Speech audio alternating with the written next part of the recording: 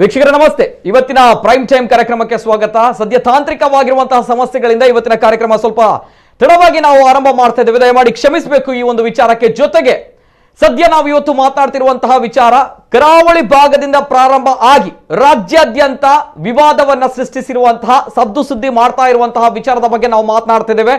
ಹೇಳಿ ಕೇಳಿ ಕರಾವಳಿ ಭಾಗ ಮಂಗಳೂರು ಅಂತ ಬಂದಾಗ ಕೋಮು ಸೂಕ್ಷ್ಮವಾಗಿರುವಂತಹ ಪ್ರದೇಶ ಅನ್ನುವಂತಹ ಒಂದು ದೊಡ್ಡ ಹಣೆಪಟ್ಟಿ ಇದೆ. ಈ ವಿಚಾರಗಳ ನಡುವೆ ನಾವು ಮಾತನಾಡಿದಾಗ ಅನೇಕ ವಿಚಾರಗಳು ಬರುತ್ತೆ. ಅಕ್ರಮ ಗೋಸಾಗಾಟದ ವಿಚಾರಗಳು, ಲವ್ ಜಿಹಾದ್ ವಿಚಾರಗಳು, ಜೊತೆಗೆ ಮತಾಂತರದ ವಿಚಾರಗಳು. ಈ ವಿಚಾರಗಳ ನಡುವೆ ಮತ್ತೊಮ್ಮೆ ನಮ್ಮ ಕರಾವಳಿ ಭಾಗ ಸುದ್ದಿಯಲ್ಲಿರುವಂಥದ್ದು ಅನೈತಿಕ ಪೊಲೀಸ್ಗಿರಿ ನಮ್ಮ ಕರಾವಳಿ ಭಾಗದಲ್ಲಿ ಆಗ್ತಾ ಇದೆ ಅನ್ನುವಂಥದ್ದು ತುಂಬಾ ದೊಡ್ಡ ಮಟ್ಟದಲ್ಲಿ ಆಗ್ತಾ ಇದೆ. ಇದಕ್ಕೆ ವಿದ್ಯಾರ್ಥಿಗಳು ಬಲಿ ಆಗ್ತಾ ಇದ್ದಾರೆ ಅನ್ನುವಂತಹ ವಿಚಾರ. ವ್ಯಾಪಕವಾಗಿರುವಂತಹ ಆಕ್ರೋಶಗಳು, ಟೀಕೆಗಳು ಎಲ್ಲವೂ ಕೂಡ ಪರ ವಿರೋಧ ಚರ್ಚೆ ಎಲ್ಲವೂ ಕೂಡ ಆಗ್ತಾ ಇದೆ. ಇವತ್ತಿನ ವಿಶೇಷ ಕಾರ್ಯಕ್ರಮ ಆಗಿರುವಂತಹ ಘಟನೆ, ಆ ಘಟನೆ ಏನು, ಏನಾಗಿದೆ, ಆರೋಪಿಗಳು ಯಾಕೆ ಹೊರಗೆ ಬಂದ್ರು, ಏನು ವಾಸ್ತವ ಸತ್ಯ, ಸಮಗ್ರವಾಗಿರುವಂತಹ ಚಿತ್ರಣವನ್ನ ಜನತೆಯ ಮುಂದೆ ಇಡಬೇಕಾಗುತ್ತೆ. ವಿಶೇಷ ಕಾರ್ಯಕ್ರಮಕ್ಕೆ ಸ್ವಾಗತ. ನಾನು ನಿತಿನ್ ಸಾಲ್ಯ. ಎಲ್ಲೇ ಮೀರಿದಂತಹ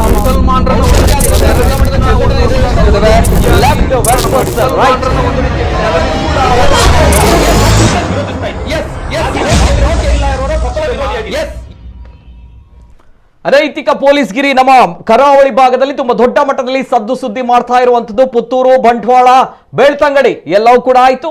ಇದೀಗ ಸುರತ್ಕಲ್ನಲ್ಲಿ ನಡೆದಿರುವಂತಹ ಅನೈತಿಕ ಪೊಲೀಸ್ಗಿರಿ ರಾಜ್ಯಾದ್ಯಂತ ವಿವಾದವನ್ನ ಸೃಷ್ಟಿಸಿರುವಂತಹ ವಿಚಾರ ಎಲ್ಲರಿಗೂ ಕೂಡ ಗೊತ್ತಿರುವಂತದ್ದು. ವಿದ್ಯಾರ್ಥಿಗಳು ಅವರವರ ವಿಚಾರದ ಮೇಲೆ ಏನು ಟೂರ್ಗೆಗೋಸ್ಕರ ಹೋಗ್ತಾರೆ ಅನ್ನುವಂಥದ್ದು. ಆದ್ರೆ ಅಲ್ಲಿ ಸಂಘ ಪರಿವಾರದ ಕಾರ್ಯಕರ್ತರು ಅವರನ್ನ ತಡೆದು ನಿಲ್ಲಿಸ್ತಾರೆ.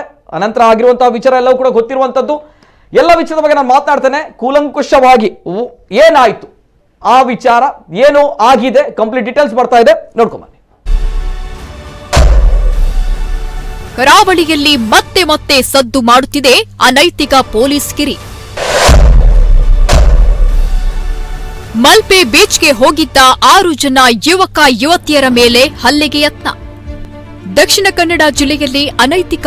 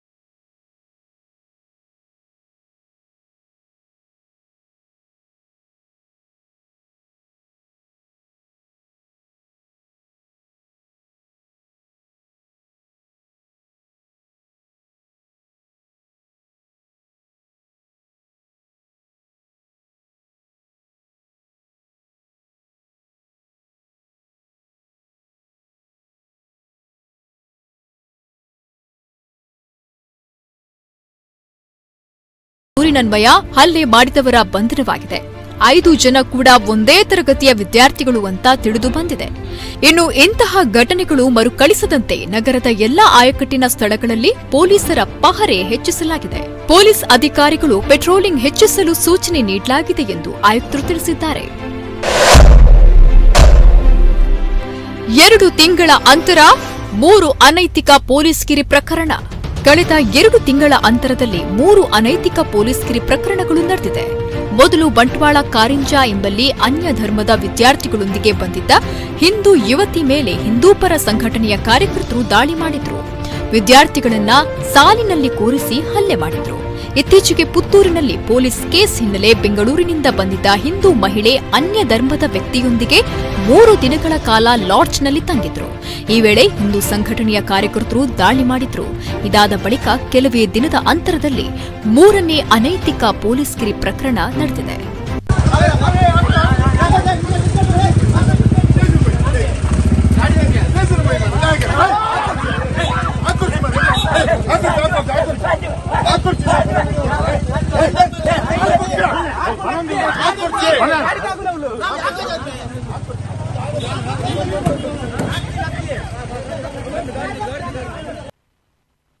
ಮೂರು ದಿನಗಳ ಕಾಲ ಲಾಡ್ಜ್ನಲ್ಲಿ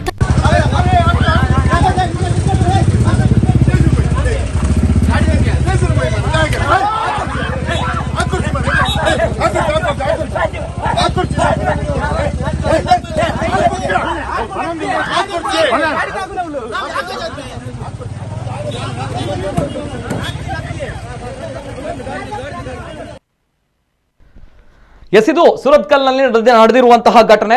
ವ್ಯಾಪಕವಾಗಿರುವಂತಹ ಆಕ್ರೋಶಗಳು, ಟೀಕೆಗಳು, ಜೊತೆಗೆ ಪರ ವಿರೋಧವಾಗಿರುವಂತಹ ಚರ್ಚೆಗಳು. ಕೆಲವರ ಪ್ರಕಾರ ನಾವು ಮಾಡಿರುವಂತದ್ದು ಒಳ್ಳೆಯ ಕೆಲಸ, ಇದರಲ್ಲಿ ಏನು ತಪ್ಪಿಲ್ಲ ಅನ್ನುವಂಥದ್ದು. ಆದ್ರೆ ಇನ್ನೂ ಕೆಲವರ ಪ್ರಕಾರ ಅನ್ನೋದಕ್ಕಿಂತ ಜಾಸ್ತಿಯಾಗಿ ಅವರವರ ಸ್ವಾತಂತ್ರ್ಯ, ಅವರವರ ಹಕ್ಕುಗಳು ಯಾರಿಗೆ ತಡೆಯೋಕೆ ಅನ್ನುವಂಥದ್ದು ಕೇಳುವಂತಹ ಪ್ರಶ್ನೆ ಪ್ರತಿಯೊಬ್ಬರಿಗೂ ಕೂಡ ಇದೆ ಪ್ರಜಾಪ್ರಭುತ್ವ ವ್ಯವಸ್ಥೆಯಲ್ಲಿ. ಒಟ್ಟಿನಲ್ಲಿ ಈ ಒಂದು ವಿಚಾರ ತುಂಬಾ ದೊಡ್ಡ ಮಟ್ಟದಲ್ಲಿ ವಿವಾದವನ್ನ ಸೃಷ್ಟಿಸಿದೆ.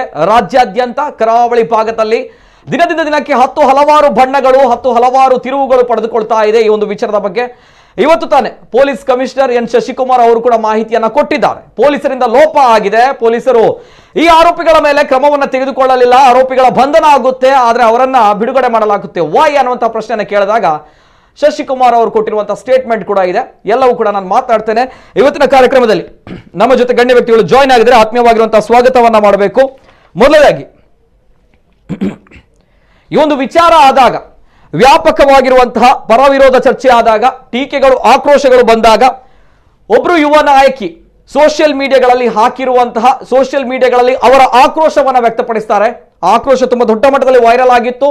ಜೊತೆಗೆ ಅವರ ವಿಚಾರಗಳ ಮೇಲೆ ಅನೇಕ ಚರ್ಚೆಗಳು ಕೂಡ ಪ್ರಾರಂಭ ಆಗಿತ್ತು.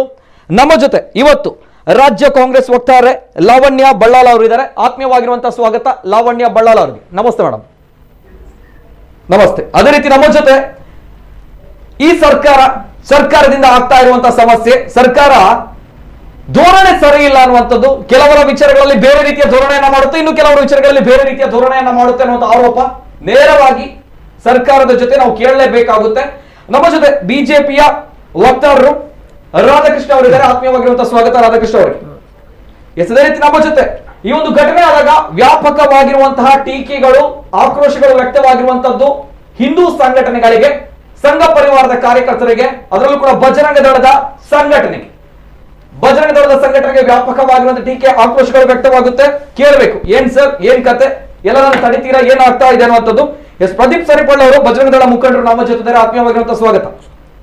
ಅದೇ ರೀತಿ ನಮ್ಮ ಜೊತೆ ಈ ಒಂದು ಘಟನೆ ಆದಾಗ ವ್ಯಾಪಕವಾಗಿರುವಂತಹ ಆಕ್ರೋಶವನ್ನ ಇತರ ಪಕ್ಷಗಳು ಅಥವಾ ಇತರ ರಾಜಕೀಯ ಸಂಘಟನೆಗಳು ವ್ಯಕ್ತಪಡಿಸಿದ್ವು. ಆದ್ರೆ ಬೀದಿಗೆ ಇಳಿದು ನೈಜವಾಗಿ ಹೋರಾಟ ಮಾಡಿರುವಂತಹ ಸಂಘಟನೆ ಇರುವಂತದ್ದು ಕ್ಯಾಂಪಸ್ ಫ್ರಂಟ್ ಆಫ್ ಇಂಡಿಯಾ. ಈ ಒಂದು ವಿಚಾರಗಳಲ್ಲಿ ನಾವು ನೇರವಾಗಿ ಹೇಳ್ಬೇಕು. ಯಾಕಂದ್ರೆ ನಿನ್ನೆಯ ದಿನ ಕಾಂಗ್ರೆಸ್ನವರು ಹೇಳ್ತಾರೆ, ನಾವು ಹೋರಾಟ ಮಾಡ್ತೀವಿ, ನಾವು ಈ ಒಂದು ವಿಚಾರಕ್ಕೆ ನ್ಯಾಯ ಸಿಗ್ಬೇಕು ಅನ್ನೋದು. ಆದ್ರೆ ಇವತ್ತು ಆಗಿರುವಂತಹ ಘಟನೆಗಳು, ಅದರ ಅಪ್ಡೇಟ್ಗಳು ಯಾವ ರೀತಿ ಇದೆ ಅಂತ ಹೇಳಿದ್ರೆ ಏನ್ ಮಾಡ್ತಾ ಇದಾರೆ ಅಂತ ಪ್ರಶ್ನೆ ಕೂಡ ಬರುತ್ತೆ. ಯಾಕೆ ಈ ರೀತಿ ಎರಡೂ ರೀತಿಯ ಧೋರಣೆಗಳನ್ನ ನೀಡ್ತಾರೆ ಅನ್ನೋ ಪ್ರಶ್ನೆಗಳು ಕೂಡ ಬರುತ್ತೆ. ನೇರವಾಗಿ ಕ್ಯಾಂಪಸ್ ಫ್ರಂಟ್ ಆಫ್ ಇಂಡಿಯಾ ರಾಜ್ಯ ಕಾರ್ಯದರ್ಶಿ ಮೊಹಮ್ಮದ್ ಸಾದಿಕ್, ಆತ್ಮೀಯವಾಗಿರುವಂತಹ ಸ್ವಾಗತ. ಎಸ್ ಸರ್, ನಾಲ್ವರು ಗಣ್ಯ ವ್ಯಕ್ತಿಗಳು ಇದ್ದಾರೆ. ನೇರವಾಗಿ ನಾನು ಕೆಲವು ವಿಚಾರಗಳ ಬಗ್ಗೆ ಮಾತನಾಡ್ತಾ ಹೋಗ್ತೇನೆ. ಫಸ್ಟ್ ರಿಯಾಕ್ಷನ್ ಲಾವಣ್ಯ ಬಳ್ಳಾಲ್ ಅವರ ಜೊತೆ ಹೋಗ್ತೇನೆ. ಯಾಕಂದ್ರೆ ಮಹಿಳೆಯಾಗಿ ನಮ್ಮ ಸ್ವಾತಂತ್ರ್ಯದಲ್ಲಿರುವಂತಹ ನಮ್ಮ ಹಕ್ಕುಗಳ ಬಗ್ಗೆ ನೇರವಾಗಿ ಅವರು ಮಾತನಾಡಿರುವಂತಹ ವಿಚಾರ, ಜೊತೆಗೆ ಸೋಷಿಯಲ್ ಮೀಡಿಯಾಗಳಲ್ಲಿ ಅವರು ಹೇಳಿರುವಂತಹ ವಿಡಿಯೋ ತುಂಬಾ ದೊಡ್ಡ ಮಟ್ಟದಲ್ಲಿ ವೈರಲ್ ಆಗಿತ್ತು. ಅವರ ಆಕ್ರೋಶವನ್ನ ವ್ಯಕ್ತಪಡಿಸಿದ್ರು. ಆ ಒಂದು ವಿಡಿಯೋವನ್ನ ಮೊದಲನೇದಾಗಿ ನಾನು ಪ್ಲೇ ಮಾಡ್ತೇನೆ, ತದನಂತರ ಲಾವಣ್ಯ ಬಳ್ಳಾಲ್ ಅವರ ಜೊತೆ ಮಾಡ್ತೇನೆ. ಎಸ್, ನೋಡ್ಕೊಂಡು ಬನ್ನಿ. ಪೊಲೀಸಿಂಗ್ ಮಾಡಿದ್ರು ಬಜರಂಗ ದಳದವರು. ನಮ್ಮ ಮೆಡಿಕಲ್ ಸ್ಟೂಡೆಂಟ್ಸ್ಗಳನ್ನ ನಿಲ್ಲಿಸಿ ಎಲ್ಲಿಗೆ ಹೋದದು, ಯಾಕೆ ಹೋದದು ಅಂತ ಎಲ್ಲ ಆಯ್ತು. ಈಗ ನಮ್ಮ ಡಿಸ್ಟ್ರಿಕ್ಟ್ ಅಡ್ಮಿನಿಸ್ಟ್ರೇಷನ್ ಮತ್ತೆ ಪೊಲೀಸ್ನವರು ಹೇಳಬೇಕಾಗ್ತದೆ ಯಾವ ಕಾನೂನು ಕಾಯ್ದೆ ಅಡಿಯಲ್ಲಿ ಇವರಿಗೆಲ್ಲ ಇಂಥ ಹಕ್ಕು ಉಂಟು. ಬಜರಂಗ ದಳದವರಿಗೆ ಜನಸಾಮಾನ್ಯರನ್ನ ನಿಲ್ಲಿಸಿ ಪ್ರಶ್ನಿಸುವಂತ ಹಕ್ಕು. ಹಾಗೆ ಅವರು ನ್ಯೂಸೆನ್ಸ್ ಕ್ರಿಯೇಟ್ ಮಾಡಿದ ನಂತರ ಪೊಲೀಸ್ನವರು ಅವರ ಮೇಲೆ ಯಾವ ಕ್ರಮ ತಗೊಳ್ತಾರೆ ಅನ್ನೋದನ್ನು ಕೂಡ ಹೇಳಬೇಕಾಗತ್ತೆ. ಸನ್ಮಾನ್ಯ ಮುಖ್ಯಮಂತ್ರಿಗಳಾಗಿರುವಂತಹ ಬೊಮ್ಮಾಯಿ ಅವರು ಹೇಳಬೇಕು ನಮಗೆ, ತಾಲಿಬಾನ್ ಸರ್ಕಾರ ಇರೋದ ನಮ್ಮ ದಕ್ಷಿಣ ಕನ್ನಡ ಉಡುಪಿಯಲ್ಲಿ ಅಥವಾ ಬಿಜೆಪಿ ಸರ್ಕಾರ ಇರುವುದಾ ಅಂತ. ಯಾಕೆಂತ ಹೇಳಿದ್ರೆ ಇವು ಪರ ಮನೆ ಅಂದ್ರೆ ಬೇರೆಯವರ ಮನೆಯ ಮಕ್ಕಳಿಗೆ ಇವ್ರು ಯಾರು ಬುದ್ಧಿ ಹೇಳಲಿಕ್ಕೆ? ಅಪ್ಪ ಅಮ್ಮನ ಹತ್ರ ಸಹ ನಾನೊಂದು ಮಾತು ಕೇಳೋದು, ಕಷ್ಟಪಟ್ಟು ನೀವು ಓದಿಸಿ ಪ್ರೀತಿಯಿಂದ ನೀವು ನಿಮ್ಮ ಮಕ್ಕಳನ್ನ ಬೆಳೆಸ್ತೀರಲ್ಲ, ನಿಮ್ಮ ಮಕ್ಕಳಿಗೆ ಬುದ್ಧಿ ಹೇಳಲಿಕ್ಕೆ ನಿಮಗೆ ಗೊತ್ತಿಲ್ವಾ? ಬೇರೆಯವರು ಬಂದು ಬುದ್ಧಿ ಹೇಳ್ಬೇಕಾ ನಿಮ್ಮ ಮಕ್ಕಳಿಗೆ? ನಿಮ್ಮ ಮಕ್ಕಳು ಯಾವುದೋ ಪುಡಿ ರೌಡಿ ಕೆಲಸ ಇಲ್ಲದವನ ಕೈಯಲ್ಲಿ ಬೈಸಿಕೊಂಡು ಕಾಲೇಜಿಗೆ ಹೋಗ್ಬೇಕಾ? ನೀವೇ ಯೋಚನೆ ಮಾಡಿ. ಇಷ್ಟು ಕಷ್ಟಪಟ್ಟು ನೀವು ನಿಮ್ಮ ಮಕ್ಕಳನ್ನು ಬೆಳೆಸ್ತೀರಲ್ಲ. ಈ ಕೆಲಸ ಇಲ್ಲದ ಬಜರಂಗ ದಳದವರು ಸದಾನಂದ ಗೌಡ್ರ ವಿಡಿಯೋ ಬರುವಾಗ ಎಲ್ಲಿದ್ರು? ಯಾಕೆ ಗಲಾಟೆ ಮಾಡ್ಲಿಲ್ಲ? ಯಾಕೆ ಕೇಳಲಿಲ್ಲ? ಕೋವಿಡ್ ಬಂದಿಷ್ಟೆಲ್ಲ ಕಷ್ಟ ಆಯ್ತು ಊರಲ್ಲಿ, ಎಲ್ಲಿದ್ರು ಬಜರಂಗ ದಳದವರು? ಯಾರಾದ್ರೂ ಬಂದು ಸಹಾಯ ಮಾಡಿದಾರ ನಿಮಗೆ? ನಿಮ್ಮ ಮಕ್ಕಳಿಗೆ ಬೇರೆಯವರು ಬಂದು ಬೈಯುವ ಅವಶ್ಯಕತೆ ಉಂಟಾ? ಇದನ್ನು ನೀವು ಅಪ್ಪ ಅಮ್ಮ ಆಗಿ ಯೋಚನೆ ಮಾಡಬೇಕು. ನಿಮ್ಮ ಮಕ್ಕಳ ಜೀವನವನ್ನ ಹಾಳಾಗ್ಲಿಕ್ಕೆ ನೀವು ಬಿಡಬೇಡಿ. ನಿಮ್ಮ ಮಕ್ಕಳಿಗೆ ಬೇರೆಯವರು ಬಂದು ಬೈಯುವಂತಹ ಯೋಗ್ಯತೆ ಇದೆಯಾ ಅನ್ನುವಂಥ ಪ್ರಶ್ನೆ ನೇರವಾಗಿ ಕೇಳಿದ್ದಾರೆ. ಅವರವರ ಹಕ್ಕುಗಳು ಪ್ರಶ್ನೆ ಮಾಡಿಕ್ಕೆ ನೀವ್ಯಾರು ಅನ್ನುವಂತಹ ಪ್ರಶ್ನೆ. ಎಸ್, ನೇರವಾಗಿ ಈ ಒಂದು ವಿಚಾರದ ಬಗ್ಗೆ ಲಾವಣ್ಯ ಬಳ್ಳಾಲ್ ಅವರು ಮಹಿಳೆಯರಾಗಿ ಫಾಸ್ಟ್ ರಿಯಾಕ್ಷನ್ ತಮ್ಮಲ್ಲೇ ನಾನು ಬರ್ತೇನೆ. ಎಸ್ ಮೇಡಮ್, ಏನ್ ಹೇಳಿಕ್ಕೆ ಇಷ್ಟಪಡ್ತೀರಾ?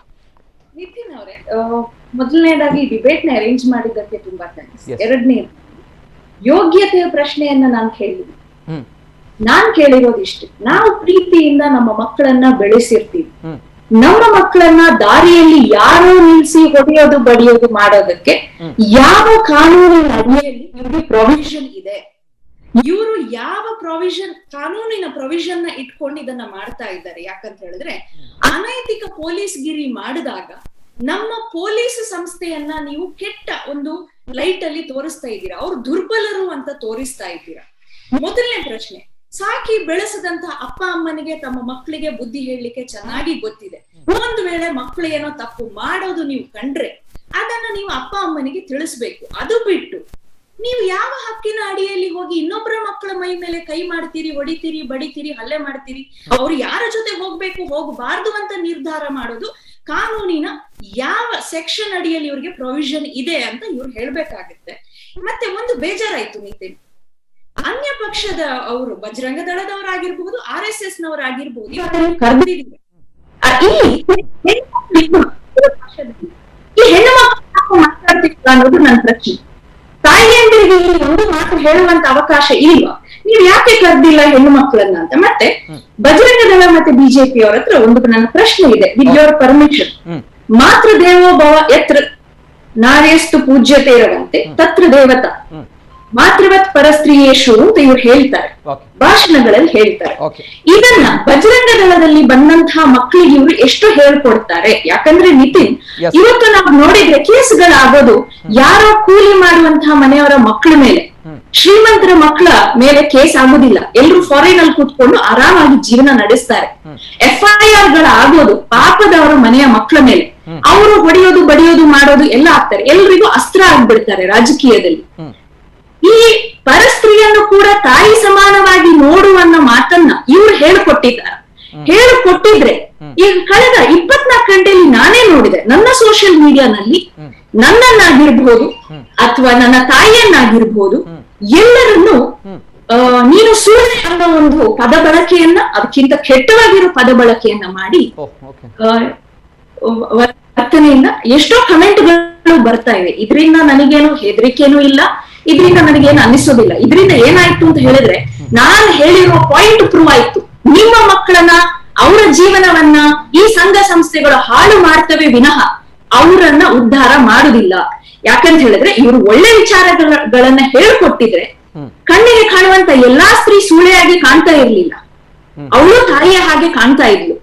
ಇವರಿಗೆ ನಮ್ಮ ಮೇಲೆ ಏನಾದ್ರೂ ಹೇಳ್ಬೇಕು ಅಂತ, ಈಗ ಭಿನ್ನಾಭಿಪ್ರಾಯಗಳು ಇರಬಹುದು, ಅದು ಭಿನ್ನಾಭಿಪ್ರಾಯ ಸಹಜ ಮನುಷ್ಯರಲ್ಲಿ. ಅಷ್ಟು ಆಕ್ರೋಶ ಯಾಕೆ, ಅಷ್ಟು ಸಿಟ್ಟು ಯಾಕೆ, ಅಷ್ಟು ದ್ವೇಷ ಯಾಕೆ, ಅಷ್ಟು ಹೊಲಸು ಎಲ್ಲಿಂದ ಬರುತ್ತೆ? ಈ ಹೊಲಸನ್ನ ಇವರು ನಿರ್ಮೂಲನೆ ಮಾಡೋದಕ್ಕೆ ಏನು ಮಕ್ಳಿಗೆ ಹೇಳ್ಕೊಟ್ಟಿಲ್ವಾ? ಇದರಿಂದ ನಾನು ಅರ್ಥ ಮಾಡ್ಕೊಂಡಿರೋದು ಕಳೆದ 24 ಗಂಟೆಯಲ್ಲಿ ಏನು ಅಂತ ಹೇಳಿದ್ರೆ, ಯಾರು ಪಾಪದವರ ಮಕ್ಕಳು ಈ ಸಂಘ ಸಂಸ್ಥೆಗೆ ಹೋಗ್ಬಾರ್ದು. ಯಾಕಂದ್ರೆ ಒಳ್ಳೆ ವಿಚಾರಗಳನ್ನ ಇಲ್ಲಿ ಮಕ್ಕಳು ಕಲಿತಾ ಇಲ್ಲ. ಅಲ್ಲಿ ಒಂಥರ ರೌದ್ರ ಆವೇಶ ಎಲ್ಲವೂ ಇದೆ ಮಕ್ಕಳಲ್ಲಿ. ಯಾಕೆ? ಯಾರ ಮೇಲೆ ಸಿಟ್ಟು? ಅವರವರ ಜೀವನವನ್ನ ಅವರು ಸರಿ ಮಾಡ್ಕೊಂಡು ಹೋಗ್ಲಿ, ಅಪ್ಪ ಅಮ್ಮನನ್ನ ಸಾಕಿ, ಅವರ ಜೀವನೋಪಾಯವನ್ನ ನೋಡ್ಕೊಳ್ಳಿ. ಎಷ್ಟೋ ಮಕ್ಕಳು ನಿತಿನ್ ನಾನು ನೋಡಿದೀನಿ, ಅಪ್ಪ ಅಮ್ಮ ಕೂಲಿ ಮಾಡೋರು, ಮಕ್ಕಳ ಮೇಲೆ ಒಂದಷ್ಟು ಕೇಸನ್ನ ಅವರೇ ಅನುಭವಿಸ್ಬೇಕು ತಾನೆ. ಯಾರಾದ್ರೂ ಬರ್ತಾರ? ಲೀಡರ್ಸ್ ಯಾರೇ ಆಗಿರ್ಲಿ, ನಾನೇ ಆಗಿರ್ಲಿ, ಇನ್ನೊಬ್ಬರನ್ನ ಪ್ರಚೋದನೆ ಮಾಡಿ ಅವ್ರ ಮೇಲೆ FIR ಆದಾಗ ಹೋಗುವವ್ರು ಯಾರು ಎಷ್ಟು ಜನ ಇದ್ದಾರೆ ನಿತಿನ್? ಇದನ್ನ ಎಲ್ಲ ಅಪ್ಪ ಅಮ್ಮ ಹಾಗೂ ಯುವಕರು ಯೋಚನೆ ಮಾಡ್ಬೇಕು. ನಮ್ ದಕ್ಷಿಣ ಕನ್ನಡದಲ್ಲಿ ನಿಮ್ಮ ಜೀವನ ಮುಖ್ಯ, ರಾಜಕೀಯ ಪಕ್ಷಗಳು ಅವರ ದ್ವೇಷಗಳು ನಿಮಗೆ ಮುಖ್ಯ ಅಲ್ಲ. ನಿಮ್ಮ ಜೀವನ ಬರ್ತೀನಿ ಇಲ್ಲ ಪ್ರದೀಪ್ ಅವ್ರು ಇಲ್ಲ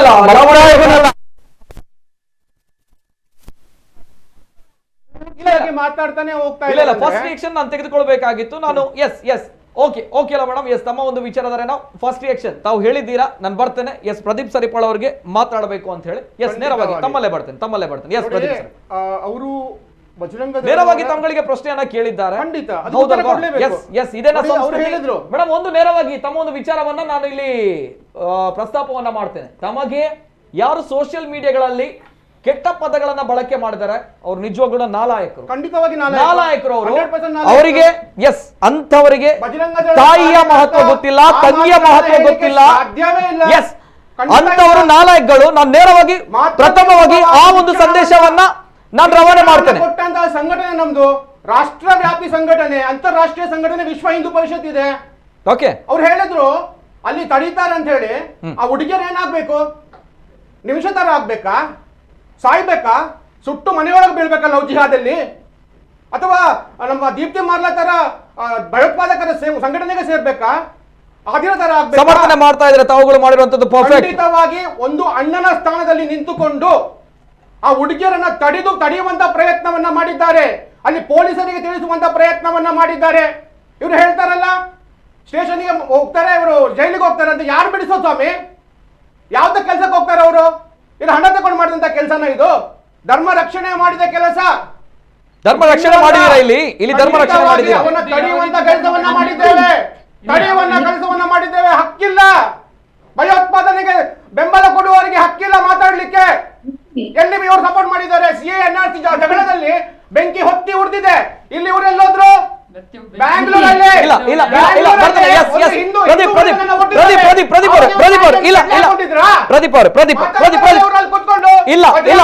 ಏನು ಮಾಡಿದೆ ಅಂತ ಕೇಳಿದ್ರು ಕೋವಿಡ್ಗೆ. ಇವ್ರು ಪಟ್ಟಿ ಕೊಡ್ಲಿ, ಇವ್ರು ಏನ್ ಮಾಡಿದ್ರು ಅಂತ. ನನ್ನ ಪಟ್ಟಿಯನ್ನು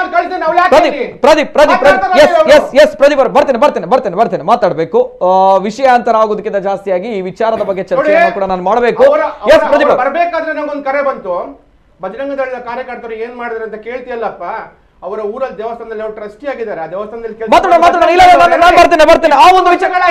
ಆ ಒಂದು ವಿಚಾರದ ಬಗ್ಗೆ ನಾನು ಮಾತಾಡ್ತೇನೆ.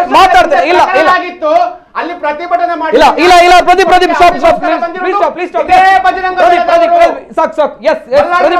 ಬಜರಂಗ ದಳ ನೆನಪಿಟ್ಕೊಳ್ಳಿ.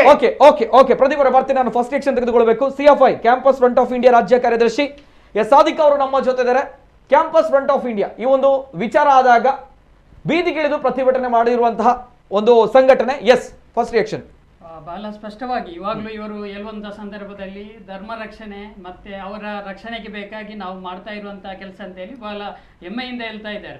ನಮಗಂತ ಅರ್ಥ ಆಗ್ತಾ ಇಲ್ಲ, ಇವರು ಯಾರನ್ನ ರೋಡಿನಲ್ಲಿ ಬೀದಿಯಲ್ಲಿ ನಿಂತ್ಕೊಳ್ಳಿಸಿ ಯಾರನ್ನ ಇವರು ತಡೀತಾರ ಅಥವಾ ಯಾರ ಮೇಲೆ ಇವರು ಹಲ್ಲೆ ಮಾಡ್ತಾರ, ಆ ವಿದ್ಯಾರ್ಥಿಗಳೇ ಆಗಿರುತ್ತೆ ಇವತ್ತು ಹೋಗಿ ಸ್ಟೇಷನ್ ಅಲ್ಲಿ ಕೇಸ್ ಕೊಡ್ತಾ ಇರುವಂತದ್ದು. ಏನು ದಕ್ಷಿಣ ಕನ್ನಡ ಜಿಲ್ಲೆಯಲ್ಲಿ ಕಳೆದ 9 ತಿಂಗಳ ಇತಿಹಾಸವನ್ನು ನಾವು ತೆಗೆದು ನೋಡಿದ್ರೆ ಕೇವಲ 9 ತಿಂಗಳಲ್ಲಿ 12 ವಿದ್ಯಾರ್ಥಿಗಳನ್ನ ಏನು ಬಸ್ಸಿನಿಂದ ಎಳೆದಾಕಿಕೊಂಡಾಗಿರ್ಬೋದು, ಅಥವಾ ಅವರವರ ವಾಹನದಲ್ಲಿ ಹೋಗುವಂತ ಸಂದರ್ಭದಲ್ಲಾಗಿರ್ಬೋದು, ಅಥವಾ ಅವರ ಫ್ರೆಂಡ್ಸ್ಗಳ ಜೊತೆಗೆ ವಿಹಾರದಲ್ಲಿ ಏನು ಸುತ್ತಾಡ್ತಾ ಇರುವಂತ ಸಂದರ್ಭದಲ್ಲಾಗಿರ್ಬೋದು, ಇವರು ಅಲ್ಲಿ ಏನ್ ಮಾಡ್ತಾ ಇರುವಂತದ್ದು, ಇವರು ಹೋಗಿ ಅವರನ್ನ ಅಲ್ಲಿ ಕೂತ್ಕೊಳಿಸಿ ಅಥವಾ ಅವರನ್ನ ಅಲ್ಲಿ ನಿಂತ್ಕೊಂಡಿಸಿ ಏನು ಅವರ ಜೊತೆಗೆ ಇವರೇನು ಅವರ ಹೆಸರನ್ನ ಅವರನ್ನ ಫೋಟೋ ತೆಗೆಯಲಿ ಯಾವ ರೀತಿಯಲ್ಲಿ ಮಾತಾಡ್ಬೇಕು.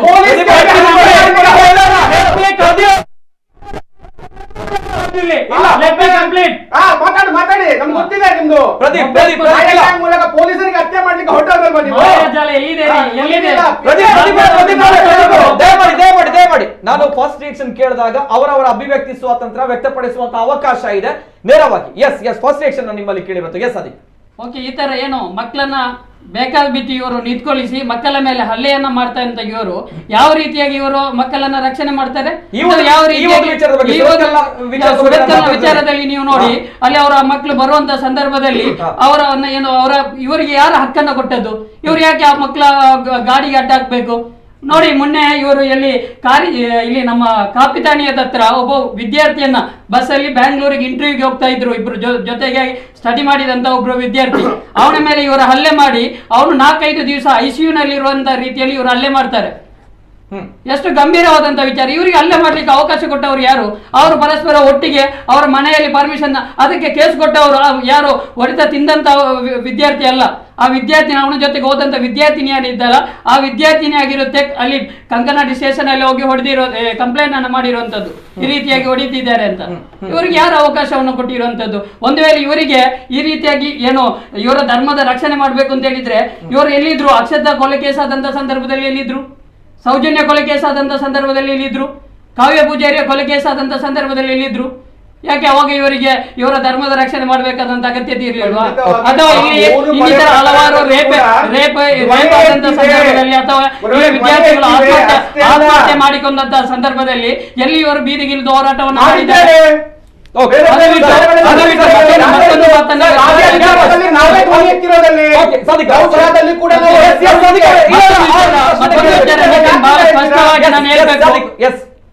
ಬಹಳ ಸ್ಪಷ್ಟವಾಗಿ ನಾನು ಹೇಳ್ಬೇಕು, ಮಾತಿಗೂ ಲವ್ ಜಿಹಾದ್ ಅಂತ ಹೇಳುವಂತ ಮಾತನ್ನ ಹೇಳ್ತಾ ಇದ್ದಾರೆ.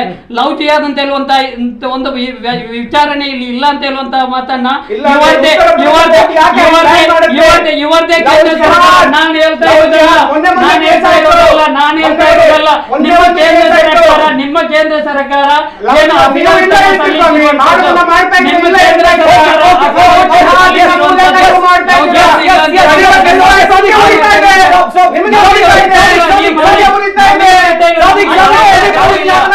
ನಾವು ತಡಿತೀವಿ, ಇನ್ನು ಮುಂದೆ ಕೂಡ ತಡಿತೀವಿ.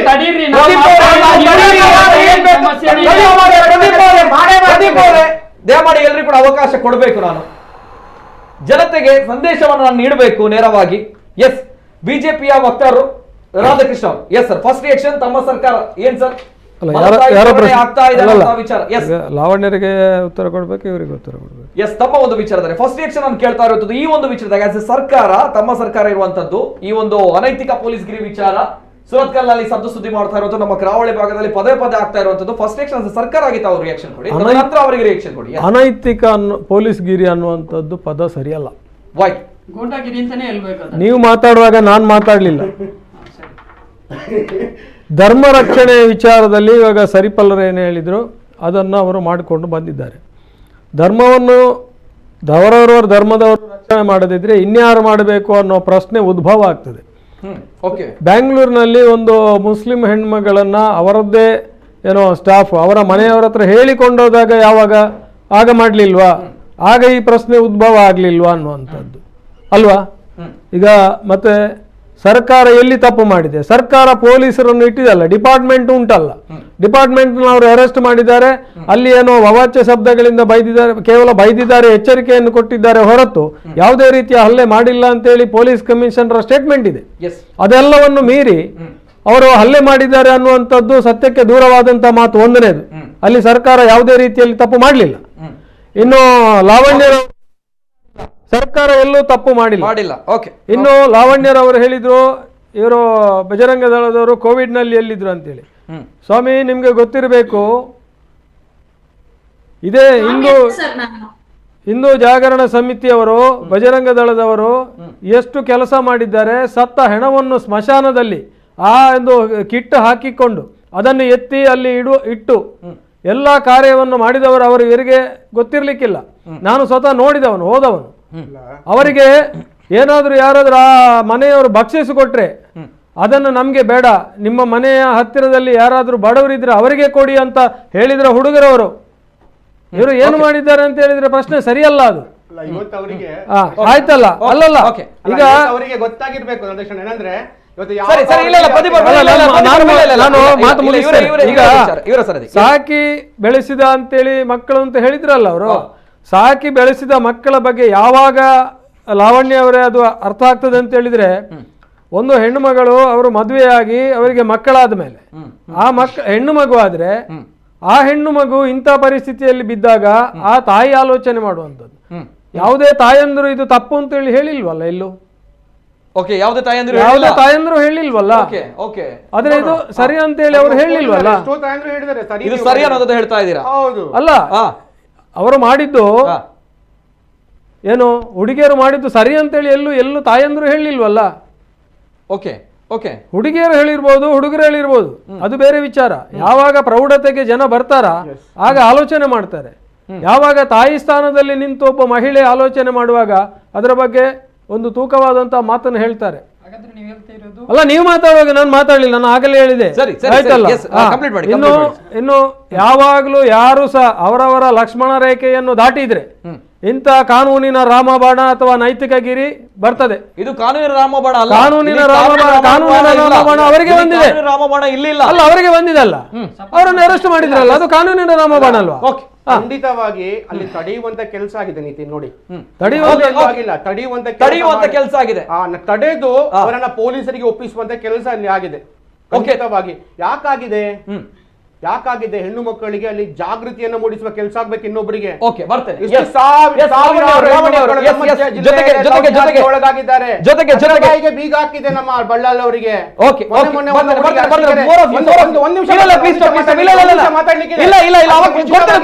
ಅವಕಾಶ ಕೊಡ್ತೇನೆ. ಬಿಫೋರ್ ದಟ್ ಅನೇಕ ಕರೆಗಳು ಬರ್ತಾ ಇದೆ. ಜನರ ಅಭಿವ್ಯಕ್ತಿ ಸ್ವಾತಂತ್ರ್ಯಕ್ಕೂ ಕೂಡ, ಅವರ ಅಭಿಪ್ರಾಯಕ್ಕೂ ಕೂಡ ಅವಕಾಶ ಇದೆ. ಜನರು ಏನ್ ಹೇಳ್ತಾರೆ ಈ ಒಂದು ವಿಚಾರದ ಬಗ್ಗೆ. ರಾಧಾಕೃಷ್ಣ ಅವರು ಹೇಳಿದಾಗೆ ಯಾವೊಬ್ಬ ತಾಯಿಯೂ ಕೂಡ ಈ ರೀತಿ ಹೇಳಲ್ಲ, ಇದಕ್ಕೆ ಸಪೋರ್ಟ್ ಮಾಡ್ತಾರೆ ಅನ್ನುವಂಥ ವಿಚಾರ, ಇನ್ನಿತರರು ಇದಕ್ಕೆ ಸಪೋರ್ಟ್ ಮಾಡ್ತಾರೆ ಅನ್ನುವಂಥ ವಿಚಾರವನ್ನು ಹೇಳ್ತಾರೆ. ಎಸ್, ಅಭಿವ್ಯಕ್ತಿ ಸ್ವಾತಂತ್ರ್ಯ ಇದೆ, ನೇರವಾಗಿರುವಂತಹ ವಿಚಾರ. ಕರೆ ಮಾಡಬಹುದು. Yes sir, yes madam, yes ಮಾತಾಡಿ. ನನ್ನ ತಾಯ್ತನವನ್ನ ಪ್ರಶ್ನಿಸಿದ ರಾಧಾಕೃಷ್ಣ ಅವರ ಹೆಸರು ನನಗೆ ರಾಧಾಕೃಷ್ಣ. ಒಬ್ಬ ತಾಯಿಯ ಸ್ಥಾನದಲ್ಲಿ ಇದ್ದೇ ನಾನು ಈ ಮಾತುಗಳನ್ನ ಕೇಳಿರೋದು. ನೀವು ಎಷ್ಟೇ ಕೆಲಸ ಯಾವ ಸಮಯದಲ್ಲೇ ಮಾಡಿದ್ರು ಕೂಡ, ಮತ್ತೆ ಅವರು ಪ್ರದೀಪ್ ಅವರು ತುಂಬಾ ಉದ್ರೇಕದಲ್ಲಿದ್ದಾರೆ, ತುಂಬಾ ಸಿಟ್ಟಲ್ಲಿದ್ದಾರೆ. ಅಷ್ಟೊಂದು ಸಿಟ್ಟಿನ ಅವಶ್ಯಕತೆ ಇಲ್ಲ.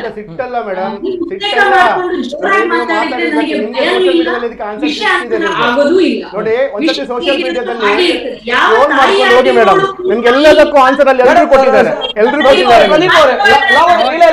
ಪ್ರದೀಪ್ ಅವರೇ, ಲಾವಣ್ಯ ಅವರು ಮಾತಾಡ್ತಿದ್ದಾರೆ. ತೋರಿಸ್ಕೊಳ್ಬೇಡಿ ನೀವು, ನಾನು ಮಾತಾಡೋ ಮಧ್ಯದಲ್ಲಿ ಮಾತಾಡ್ಬೇಡಿ. ಸಂಯಮ ಅನ್ನೋದು ಇರ್ಲಿ ನಿಮ್ಮ ಹತ್ರ. ಸಂಯಮದಲ್ಲೇ ಇದೆ. ನಿತಿನ್ ಇವಾಗ ಹೇಳಿದಂತ ಒಂದು ಕೂತ್ಕೊಂಡು ಇಷ್ಟು ಹಾರಾಡುವವರು ಹೊರಗೆ ಯಾರು ಇಲ್ಲದಾಗ ಎಷ್ಟು ಹಾರಾಡ್ತಾರೆ ಅಂತ ಇದ್ರಲ್ಲೇ ಗೊತ್ತಾಗ್ಬಿಡುತ್ತೆ. ನಾನು ಕೇಳೋದು, ಇವ್ರ ತಾಯಿಯಾಗಿ ಯಾರು ಕೂಡ ಇದಕ್ಕೆ ಅಬ್ಜೆಕ್ಷನ್ ಮಾಡಿಲ್ಲ ಅಂತ ಹೇಳ್ತಾರಲ್ಲ ನಿತಿನ್. ಹೆಣ್ಣು ಮಕ್ಕಳ ತಾಯಿಗೆ ಒಂದು ಭಯ ಇರುತ್ತೆ, ನನ್ನ ಮಗಳ ಹೆಸರು ಹಾಳಾದ್ರೆ ನಾಳೆ ಮದುವೆ ಏನಾಗುತ್ತೆ ಅಂತ. ಅದಕ್ಕೋಸ್ಕರ ಅಪ್ಪ ಅಮ್ಮ ಸುಮ್ನೆ ಇರ್ತಾರೆ. ಅಂದ್ರೆ ಎಲ್ಲರನ್ನ ಹೆದರಿಸಿ ಬೆದರಿಸಿ ನಾವು ಸುಮ್ನೆ ಇರ್ತೀವಿ. ಇನ್ನೊಬ್ಬರ ಮಕ್ಕಳ ಮೇಲೆ ನಿಮಗೆ ಪೊಲೀಸ್ ಗಿರಿ ಮಾಡುವಂತ ಹಕ್ಕು ಕೊಟ್ಟವರು ಯಾರು ಅನ್ನೋ ಪ್ರಶ್ನೆಗೆ ಇಬ್ಬರಲ್ಲೂ ಕೂಡ ಉತ್ತರ ಇಲ್ಲ. ಕಾನೂನಿನ ಯಾವ IPS ಸೆಕ್ಷನ್ ಅಡಿಯಲ್ಲಿ ಇವರು ಕಾನೂನನ್ನ ಕೈಗೆ ತೆಗೆದುಕೊಳ್ತಾ ಇದ್ದಾರೆ ಅನ್ನೋದಕ್ಕೆ ಇವ್ರ ಹತ್ರ ಉತ್ತರ ಇಲ್ಲ. ಪ್ರತಿಯೊಬ್ಬ ಅಪ್ಪ ಅಮ್ಮನ ಯೋಚನೆ ಮಾಡ್ಬೇಕು, ಯಾವ ರೀತಿಯಲ್ಲಿ ಇವರ ಮಕ್ಕಳ ಮೇಲೆ ದೌರ್ಜನ್ಯ ನಡೀತಾ ಇದೆ ಇವತ್ತು ಅಂತ. ನಿಮಿಷ, ಇವರು ಮಾತಾಡ್ತಾ ಇರುವಂತ ಟೈಮಲ್ಲಿ ಒಂದು ಮಾತಲ್ಲಿ ಈ ಒಂದು ವಿಚಾರವನ್ನು ಸ್ಪಷ್ಟಪಡಿಸಿದ್ದಾರೆ. ತಾಯಿಯ ವಿಚಾರವಾಗಿ ತಾವು ಮಾತಾಡಿದಾಗ ಲಾವಣ್ಯ ಅವರು ಮೇಡಮ್ ಅವರು ಹೇಳಿರುವಂತಹ ವಿಚಾರ, ತಾಯಿಯ ಸ್ಥಾನ ನಂಗೆ ಗೊತ್ತಿದೆ ಏನಿದೆ ಅನ್ನುವಂಥದ್ದು. ಎಸ್, ಉತ್ತರವನ್ನ ಕೊಟ್ಟಿದ್ದಾರೆ. ಒಂದು ಘಟನೆ ನಡೆಯುತ್ತೆ. ಒಂದು ಹೆಣ್ಣು ಮಗಳ ಮೇಲೆ ನಮ್ಮ ಇಸ್ಲಾಂನ ಒಂದು ಮುಸ್ಲಿಂ ಹುಡುಗ ಹಿಂದೆ ಬೀಳ್ತಾನೆ. ಹೇಳ್ತಾನೆ ಮೇಡಮ್, ಹೇಳ್ತಾನೆ, ನಿಮ್ಗೆ ಆನ್ಸರ್ ಕೊಡ್ತಾ ಇದ್ದೇನೆ. ಆವಾಗ ಅವರಿಗೆ ಮಾತಾಡ್ಲಿಕ್ಕಿದೆ, ಒಂದ್ ನಿಮಿಷ ಮಾತಾಡಿ. ಆವಾಗ ಹೇಳಿ ಮಾತಾಡಿ ಮೇಡಮ್. ಹೇಳ್ತೇನೆ. ಹಾ. ಇದೇ ಧರ್ಮ ರಕ್ಷಣೆ ಸದಾನಂದ ಗೌಡ್ರ ವಿಡಿಯೋದಲ್ಲಿರುವಂತ ಹೆಣ್ಣು ಮಕ್ಕಳ ಬಗ್ಗೆ ಯಾಕಾಗ್ಲಿಲ್ಲ? ಅವಾಗ ಸದಾನಂದ ಗೌಡ ಮಾಡಿದ್ರು ಮೇಡಮ್, ಅಲ್ಲಿ ಎಲ್ಲೂ ಹೆಣ್ಣು ಮಗಳಿದ್ಲು, ಅಲ್ಲಿ ಹೆಣ್ಣು ಮಗಳ ವಿಡಿಯೋ ಎಲ್ಲಿತ್ತು? ಇಲ್ಲ ದಯಮಾಡಿ ಹೆಣ್ಣು ಮಗಳ ವಿಡಿಯೋ ಎಲ್ಲಿತ್ತು? ಕಿತ್ತಾಡೋದು ನಿಲ್ಲಿಸಿ, ಕಿರುಚಾಡೋದು ನಿಲ್ಲಿಸಿ ಪ್ರದೀಪ್ ಅವರೇ. ಅಲ್ಲ ನಿಮ್ಗೆ ದೂರ ಕಿರ್ಚಾಡೋದ್ರ ಕೇಳ್ತಾ ಇದೆ, ನಿಮ್ಗೆ ಕೇಳಿಸ್ತಾ ಇದೆ ಕಿರ್ಚಾಡೋ ತರ. ನೀವು ಆ ತರ ಆಗಿದ್ದೀರ ಗೊತ್ತು ನಮ್ಗೆ. ಭಿಕ್ಷಾವಾಟಿಕೆಗೆ ತಳ್ತಾರೆ, ಅದ್ರ ಆವಾಗ ಯಾಕೆ ಇವ್ರು ಹೋರಾಡ್ಲಿಲ್ಲ? 15 ವರ್ಷದ ಹುಡುಗಿ ಶೋಭಾ ಕರಂದ್ಲಾಜೆ ಅವರ ಕಾನ್ಸ್ಟಿಟ್ಯೂಯೆನ್ಸಿಯಲ್ಲಿ ತಿಂಗಳಗಟ್ಲೆ ಕಾಲ ಆ ಕ್ವಾರೆಯಲ್ಲಿ ಕೆಲಸ ಮಾಡ್ತಿದ್ದಂತ ಹುಡುಗಿ ಮೇಲೆ ದೌರ್ಜನ್ಯ ನಡೆದಾಗ ದುಡ್ಡು ತೆಗೆದುಕೊಂಡ ಆ ಹುಡುಗಿಯನ್ನ ಎಲ್ಲ ಕಡೆ ಕಳಿಸ್ತಾರೆ ಇವರ ಸನಾತನ ಧರ್ಮ ಸಂಘದ ಹುಡುಗರು. ಯಾಕೆ ಅವಾಗ ಇವ್ರು ಹೋರಾಟ ನಡೆಸಲಿಲ್ಲ? ನೀವೇನು ಹೇಳ್ಬೋದು ಮೇಡಮ್? ಎಲ್ಲಿದೆ ಸಿಟ್ಟು ಮಾಡ್ಕೊಳ್ಬೇಡಿ, ಸಂಯಮದಿಂದನೇ ಕೇಳ್ತಾ ಇದ್ದಾನೆ ನೋಡಿ. ನೀವ್ ಹೇಳಿದ್ರಿ ಒಂದು ತಾಯಿ ತರ, ಒಂದು ತಾಯಿ ಯಾವತ್ತೂ ತಾಯಿ ಒಪ್ಕೊಳ್ಳಲ್ಲ ಅಂತ ನೋಡಿ. ಒಂದು ಹುಡುಗಿಗೆ ಅಲ್ಲಿ ಅನ್ಯಾಯ ಆಗ್ತಾ ಇತ್ತು. ಆ ಅಣ್ಣ ಪ್ರಶ್ನೆ ಮಾಡಿದ, ಅಣ್ಣನಿಗೆ ಕೊಳೆ ಬೆದರಿಕೆ ಕರೆಗಳು ರಾತ್ರಿ ದುಬೈ ಕಡೆಯಿಂದ ಅವರ ಮನೆಯಿಂದ ತಾಯಿ ಬಂದು ಕೇಳ್ತಾರೆ, ನೀವು ಸಂಘಟನೆಯವರು ಎಲ್ಲಿದ್ದೀರಾ, ಹುಡುಗಿಯರಿಗೆ ಅನ್ಯಾಯ ಆಗ್ತಾ ಇದೆ, ಸಂಘಟನೆಯವರು ಎಲ್ಲಿದ್ದೀರಾ ಅಂತ ಕೇಳ್ತಾರೆ. ಅವಾಗ ನಮಗೆ ಉತ್ತರ ಕೊಡ್ಬೇಕು. ತಾಯಿಯ ಉತ್ತರಕ್ಕೆ ನಾವು ಉತ್ತರ ಕೊಡ್ಬೇಕು. ಲಾವಣ್ಯ ಅವರೇ, ಎಸ್ ಬರ್ತೇನೆ, ಮಾತಾಡ್ತೇನೆ. ನಾನು 2 ಕರೆಗಳನ್ನ ನಾನು ಸ್ವೀಕಾರ ಮಾಡ್ತೇನೆ. ಹಲೋ ಸರ್, ನಮಸ್ತೆ. ಹಲೋ ನಮಸ್ತೆ ಸರ್, ನಮಸ್ತೆ. ತಮ್ಮ ಹೆಸರು ಎಲ್ಲಿಂದ ಕರೆ ಮಾಡ್ತಾ ಇದ್ದೀರಾ? ಹಲೋ ಸರ್, ನಾನು ರೋಷನ್ ಕುಮಾರ್ ಅಂತ ಉಡುಪಿಯಿಂದ ಮಾತಾಡ್ತೀನಿ. ರೋಷನ್ ಅವರು ಮಾತಾಡಿ ಸರ್, ಮಾತಾಡಿ ಸರ್. ನಂಗೆ ಲಾವಣ್ಯ ಹತ್ರ ಸ್ವಲ್ಪ ಮಾತಾಡ್ಲಿಕ್ಕಿತ್ತು. ಎಸ್, ಮಾತಾಡಿ ಕೇಳಿ. ಹಲೋ ಮೇಡಮ್, ನಮಸ್ತೆ. ನಮಸ್ಕಾರ. ಹಲೋ, ಹೇಳಿ. ಒಂದು ವಿಷಯ ಏನಂದ್ರೆ, ಅವರು ಈಗ ಹೇಳಿದ್ರು ಬಜರಂಗ ದಳದವರು ಎಂತ ಇದು ಸಹಾಯ ಮಾಡ್ಲಿಲ್ಲ, ಹಾಗೆ ಮಾಡ್ಲಿಲ್ಲ, ಹೀಗೆ ಮಾಡ್ಲಿಲ್ಲ ಕೊರೋನಾ ಟೈಮಲ್ಲಿ ಅಂತ ಒಂದು ಸ್ಟೇಟ್ಮೆಂಟ್ ಕೊಟ್ಟಿದ್ರಲ್ಲ. ಹಲೋ ಸರ್, ಹೇಳಿ, ಮಾತಾಡಿ. ಅದಕ್ಕೆ ಹೇಳುದು ಅಂತಂದ್ರೆ, ಅವರು ಆ ರೀತಿ ಸ್ಟೇಟ್ಮೆಂಟ್ ಹೇಗೆ ಕೊಟ್ರು ಅಂದ್ರೆ, ಅವರಿಗೇನು ಅಂದ್ರೆ, ನಾವೀಗ ನೋಡಿ ಇಷ್ಟೆಲ್ಲ ಸಹಾಯ ಮಾಡುದು ನಾವು ಪಬ್ಲಿಸಿಟಿಗೋಸ್ಕರ ಅಲ್ಲ, ಗೊತ್ತಾಯ್ತಾ? ನಾವೊಂದು ಅದನ್ನು ಒಂದ್ ಕೈಯಲ್ಲಿ ಕೊಟ್ಟದ್ದು ಇನ್ನೊಂದು ಕೈಗೆ ವಿಷಯ ಅಂತ ಗೊತ್ತಾಗ್ಬಾರ್ದು, ಆ ತರ ಮಾಡುದು.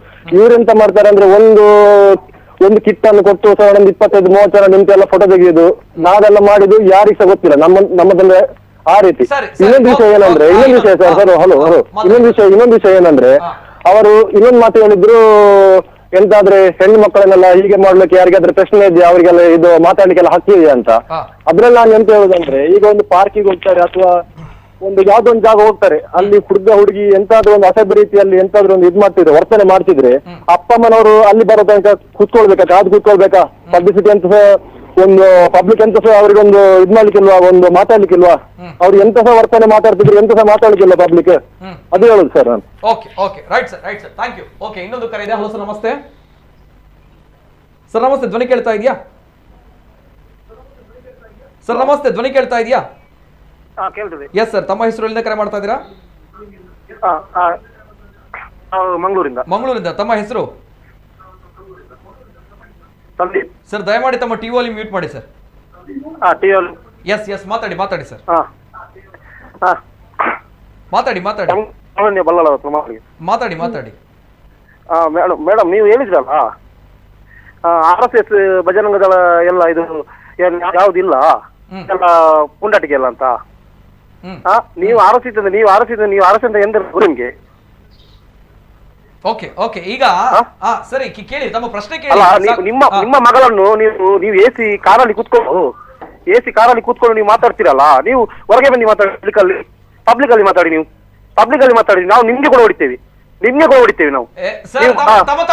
ಪಬ್ಲಿಕ್ ಅಲ್ಲಿ ಮಾತಾಡ್ತೀವಿ ನಾವು. ನೀವು ನಿಮ್ಮ ಹೆಣ್ಣು ಮಗಳನ್ನು ಹಾಗೆ ನೀವು ನಿಮ್ಮ ಹೆಣ್ಣು ಮಗಳನ್ನು ಕಳಿಸಿ,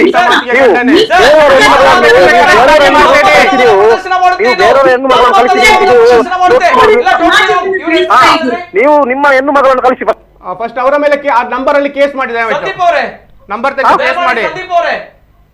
ಉಲ್ಟಾ ಮಾತಾಡಬೇಡಿ, ಯಾರು ಉಲ್ಟಾ ಇರಬೇಕು ದಯವಿಟ್ಟು. ಮಾತಾಡ್ತಿದ್ರ ತಾವು? ತಮ್ಮ ಮಾತಿಗೆ ಲಗಾಮ್ ಇದೆಯಾ? ಹಲೋ, ಅಲ್ಲ ಅವ್ರು ಹೇಳುತ್ತೆ ಮತ್ತೆ ಬಜರಂಗ ದಳ RSS ಬಜರಂಗ ದಳ ಹೇಳಿದ್ರಲ್ಲ, RSS ಬಂದವರಿಗೆ ಗೊತ್ತುಂಟ RSS ಬಜರಂಗ ದಳ ಅಂದ್ರೆ ಗೊತ್ತುಂಟ ನಿಮ್ಗೆ? ಅದಕ್ಕೆ ತಮ್ಮ ಮಾತುಗಳು, ತಮ್ಮ ಪದ ಬಳಕೆ ಯಾವ ರೀತಿ ಇದೆ ಅನ್ನೋದು ಗಮನಿಸಿದ್ದೀರಾ? ಇವರ ನಂಬರ್ ತೆಗೆದು ಅವರ ಮೇಲೆ ಕೇಸ್ ಮಾಡಿ ದಯವಿಟ್ಟು. ಅಲ್ಲ ಸಂದೀಪ್ ಅವರೇ, ಆ ಮಾತು ಸರಿಯಲ್ಲ, ಆ ಮಾತು ಸರಿಯಲ್ಲ ಅಂತ ನಾವು ಹೇಳ್ತಾ ಇರೋದನ್ನು. ನಾಚಿಕೆ ಹಾಕ್ಬೇಕ್ರಿ ತಮ್ಗಳಿಗೆ. ಇದು ತಮ್ಮ ಸಂಸ್ಕೃತಿಯನ್ನ ಆಚಾರವನ್ನ ತೋರಿಸುವಂತದ್ದು. ಈ ಒಂದು ನಂಬರ್ ಅನ್ನ ನಂಬರ್ ಏನೇ ಇರಬೇಕು, ನಂಬರ್ ಮೇಲೆ ತೆಗೆದು ಕೇಸ್ ಮಾಡ್ಲಿ ದಯಮಾಡಿ ಈ ನಂಬರ್ ಅನ್ನ ನೋಟ್ ಮಾಡಿ, ನಂಗೆ ಕೇಳಬೇಕು ಯಾರು ಏನಪ್ಪಾ ಅಂತ. ಹೆಸರು ಕೆಡಿಸ್ಲಿಕ್ಕೆ ಬೇಕು ಅಂತಾನೆ ಮಾಡಿರ್ಬೇಕು ಖಂಡಿತವಾಗಿ. ಎಸ್, ಪೌರುಷದ ಬಗ್ಗೆ ನಾನು ನೋಡ್ಬೇಕು. ಎಸ್ ಮೇಡಮ್, ದಯವಿಟ್ಟು ಕಾರ್ಯಕ್ರಮ ಆದ ನಂತರ ನಂಬರ್ ಕೊಟ್ಬಿಡಿ, ಯಾರು ಏನು ಅಂತ ಪೊಲೀಸ್ನವರು ವಿಚಾರಣೆ ನಡೆಸಲಿ ದಯವಿಟ್ಟು. ಆದ್ರೆ ಒಂದು ಟಿವಿ ಶೋ ನಲ್ಲೇ ಬಂದು ಜನ ಖಂಡಿತವಾಗಿ ಇದು ನೋಡಿ ನಮ್ಮ ಹೇಳಿ ಕೆಡಿಸ್ಲಿಕ್ಕೆ ನಾನು ಅವರಿಗೆ ಅದನ್ನ ಖಂಡನೆ ಮಾಡ್ತೇನೆ. ದಯವಿಟ್ಟು ಮೇಡಮ್, ನಾನು ನಿಮ್ ಜೊತೆಗಿದ್ದೇನೆ, ಅವ್ರಿಗೆ ಕೇಸ್ ಕೊಡ್ಲಿಕ್ಕೆ ನಾನು ನಿಮ್ ಜೊತೆ ಬರ್ತೇನೆ. Okay okay, yes yes, okay okay. ಲವಣ್ಯರು ಬರ್ತೀನಿ. ಇನ್ನೊಂದು ಕರೆ ಇದೆ. ಹಲೋ ಸರ್, ನಮಸ್ತೆ ಸರ್. ನಮಸ್ತೆ, ಧ್ವನಿ ಕೇಳ್ತಾ ಇದೆಯಾ? ಓಕೆ, ನಾನು ನೇರವಾಗಿ ಪ್ರದೀಪ್ ಸರಿಪಾಳ್ ಅವ್ರ ಜೊತೆ ಹೋಗ್ತೇನೆ. ಎಸ್, CFI ಸಾದಿಕ್ ಅವರು. ಓಕೆ, ಇಲ್ಲಿ ಇವರು ಮಾತಾಡುವಂತ ಟೈಮಲ್ಲಿ ಈ ಬ್ಯಾಂಗ್ಳೂರ್ ಕೇಸ್ ಅನ್ನ ಒಂದು ಮೆನ್ಷನ್ ಮಾಡಿದ್ರು. ಈ ಬ್ಯಾಂಗ್ಳೂರ್ ಕೇಸಲ್ಲಿ ಎಲ್ಲಿ ಈ ಅನೈತಿಕ ಯಾರು ಮಾಡ್ತಾರೆ ಇಲ್ಲ, CFI ಅವರು ನಿನ್ನೆ ಬೀದಿಗಿಳಿದಿದ್ರಿ, ಮೊನ್ನೆಯೂ ಕೂಡ ಬೀದಿಗಿಳಿದಿದ್ರಿ, ತಾವು ಪ್ರತಿಭಟನೆಯನ್ನ ಮಾಡಿದ್ರಿ, ಮುತ್ತಿಗೆಯನ್ನು ಕೂಡ ಮಾಡಿದ್ರಿ. ತಮ್ಮ ವಿಚಾರಧಾರ ಏನು? ತಾವು ಯಾತಕ್ಕೋಸ್ಕರ ಈ ಒಂದು ಪ್ರೊಟೆಸ್ಟ್ ಮಾಡಿರುವಂತದ್ದು ಏನು ಕತೆ ಏನು? ಅಂದ್ರೆ ಯಾವ ವಿಚಾರದ ಮೇಲೆ? ನಮ್ಮ ವಿಚಾರ ಏನು ಅಂತ ಹೇಳಿದ್ರೆ, ನಾನು ಇವಾಗಲೇ ಹೇಳಿದ ರೀತಿಯಲ್ಲಿ ದಕ್ಷಿಣ ಕನ್ನಡ ಜಿಲ್ಲೆಯಲ್ಲಿ ಕಳೆದ 9 ತಿಂಗಳಲ್ಲಿ 12 ಪ್ರಕರಣಗಳಾಗಿತ್ತು, ಮರುಕಳಿ ರಿಪೀಟ್ ಆಗ್ತಾ ಇರುವಂತದ್ದು. ಯಾಕೆ ಇದಕ್ಕೆ ನಮ್ಗೆ ಇಲ್ಲಿರುವಂತಹ ಪೊಲೀಸ್ ಇಲಾಖೆಗೆ ಇದಕ್ಕೆ ಒಂದು ಬ್ರೇಕ್ ಡೌನ್ ಆಗ್ಲಿಕ್ಕೆ ಸಾಧ್ಯ ಆಗ್ತಾ ಇಲ್ಲ? ಯಾಕೆಂತ ಹೇಳಿದ್ರೆ, ಈ ದಕ್ಷಿಣ ಕನ್ನಡ ಜಿಲ್ಲೆ ಅಂತ ಹೇಳುವಂಥದ್ದು ಒಂದು ಎಜುಕೇಶನ್ ಸಿಟಿ.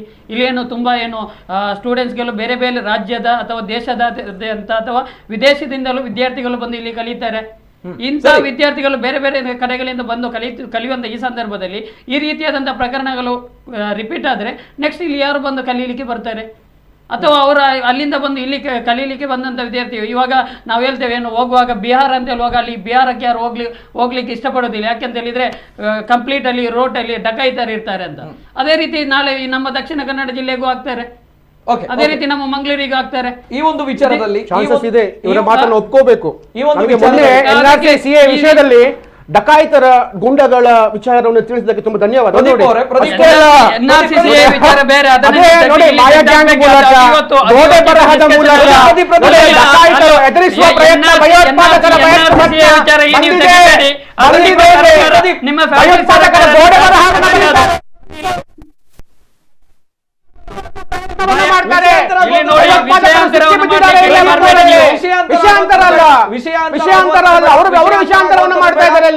ವಿಷಯಾಂತರ ಆಗುವಂತದ್ದು ಬೇಡ. ವಿಷಯಾಂತರ ಅಲ್ಲ ಇದು. ಆರೋಪಿಗಳಿಗೆ ಜಾಮೀನು ನೀಡಿದಕ್ಕೆ ತಮ್ಗಳಿಗೆ ಆಕ್ರೋಶ ಇದೆ. ಆರೋಪಿಗಳಿಗೆ ಜಾಮೀನು ನೀಡಿದಂತದ್ದಕ್ಕೂ ಆಕ್ರೋಶ ಇದೆ. ಈಗ ಘಟನೆಗಳು ರಿಪೀಟ್ ಆಗ್ತಾ ಇರುವುದಕ್ಕೂ ಆಕ್ರೋಶ ಇದೆ. ಮತ್ತೆ ಏನು ಈ ರೀತಿಯಾಗಿ ಮಕ್ಕಳ ಮೇಲೆ ಹಲ್ಲೆ ಮಾಡ್ಲಿಕ್ಕೆ ಇವರಿಗೆ ಅವಕಾಶ ಕೊಟ್ಟವರು ಯಾರು ಅಂತ ಹೇಳುವಂತ ಒಂದು ಕ್ವಶನ್ ನಮ್ಮಲ್ಲಿ ಇದೆ. ಈ ಒಂದು ಪ್ರಶ್ನೆನ ಪ್ರತಿ ಬಾರಿ ಪ್ರತಿಯೊಬ್ರು ಕೇಳ್ತಾರೆ. ಲಾವಣ್ಯ ಮೇಡಮ್ ಅವರು ಕೇಳುವಂತಿದ್ದಾರೆ. ನೋಡಿ, ನಾವು ಲವ್ ಜಿಹಾದ್ ಬಗ್ಗೆ ಜಾಗೃತಿ ಮೂಡಿಸುವಂತ ಕೆಲಸವನ್ನ ನೀವಿಲ್ಲ ಹೇಳ್ತೀರಾ? ನಿಮ್ಮ ಸರ್ಕಾರ ಮೊನ್ನೆ ಯಾಕೆ ಕೇಸ್ ಆಯ್ತು? ಮೊನ್ನೆ ಕೇಸ್ ಏನಾಯ್ತು? ನೋಡಿ, ದೀಪ್ತಿ ಮಾರ್ಲ ಏನದು? ಖಂಡಿತವಾಗಿ ನೋಡಿ, ಗೊತ್ತಿಲ್ಲ.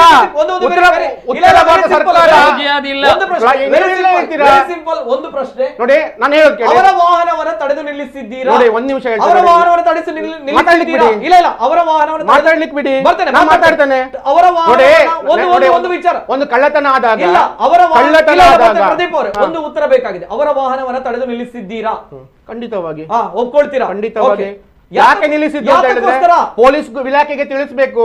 ನೋಡಿ, ಹೆಣ್ಣು ಮಕ್ಕಳನ್ನ ತಗೊಂಡೋಗಿ ಏನ್ ಮಾಡ್ತಾರೆ? ಮೊನ್ನೆ ಒಂದು ಕೇಸ್ ಬಂತು ನೋಡಿ. ಮಾಡ್ಲಿಕ್ಕೆ ಬಿಡಿ. ಇಲ್ಲ, ನಾನು ಒಂದು ಪ್ರಶ್ನೆ ಇಲ್ಲಿ ಬರ್ತಾ ಇರುವಂತದ್ದು, ಯಾಕೆ ಬಜರಂಗ ದಳದವರು ಅವರನ್ನ ನಿಲ್ಲಿಸಿದ್ರು ಟೋಲ್ ಗೇಟ್ ಬಳಿ ಅನ್ನುವಂತ ಪ್ರಶ್ನೆ ಬರುತ್ತೆ. ಯಾಕಂದ್ರೆ ಅವರು ಅನುಚಿತವಾಗಿ ವರ್ತನೆ ಮಾಡ್ತಾ ಇದ್ರ ಗಾಡಿಯಲ್ಲಿ. ನೋಡಿ, ಹೆಣ್ಣು ಮಕ್ಕಳು ಪಡುಬಿದ್ರೆಯಿಂದ ಬಂದಿರತಕ್ಕಂತ ಇನ್ಫಾರ್ಮೇಶನ್ ಇದೆ. ಅವ್ರು ಬೊಬ್ಬೆ ಹಾಕೊಂಡು ಬರ್ತಾ ಇದ್ದಾರೆ ಗಾಡಿಯಲ್ಲಿ. ಹೆಣ್ಣು ಮಕ್ಕಳು, ಹಿಂದೂ ಹೆಣ್ಣು ಮಕ್ಕಳು ಇದ್ದಾಳೆ, ಮುಸಲ್ಮಾನರು ಇದ್ದಾರೆ. ಅಲ್ಲಲ್ಲಿ ನಿಲ್ಲಿಸ್ತಾ ಇದ್ರು ಗಾಡಿಗಳು. ಒಂದು ಸ್ವಲ್ಪ ಇನ್ಫಾರ್ಮೇಶನ್ ಬಂತು. ತಕ್ಷಣ ನಮ್ಮ ಕಾರ್ಯಕರ್ತರು ಹೋದ್ರು, ಗಾಡಿಯನ್ನ ನಿಲ್ಲಿಸಿ ಪೊಲೀಸರಿಗೆ ಅವಾಗ ತಿಳಿಸಿದ್ರು. ನೋಡಿ, ನಾನು ಹೇಳಿದೆ, ಆವಾಗಲೇ ಹೇಳಿದೆ, ಜಾಗೃತಿ ಮಾಡುವ ಕೆಲಸ ತುಂಬಾ ಕಷ್ಟಪಟ್ಟರು ತಮ್ಮನ್ನ ನಿಲ್ಲಿಸ್ಲಿಕ್ಕೆ. ಇಲ್ಲ ಮತ್ತೆ ನೋಡಿ, ನಾನು ಹೇಳೋದು ಕೇಳಿ.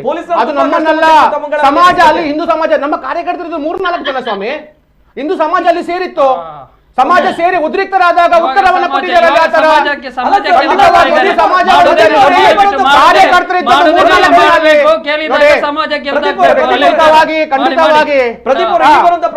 ನೋಡ್ತಾ ಇದೆ,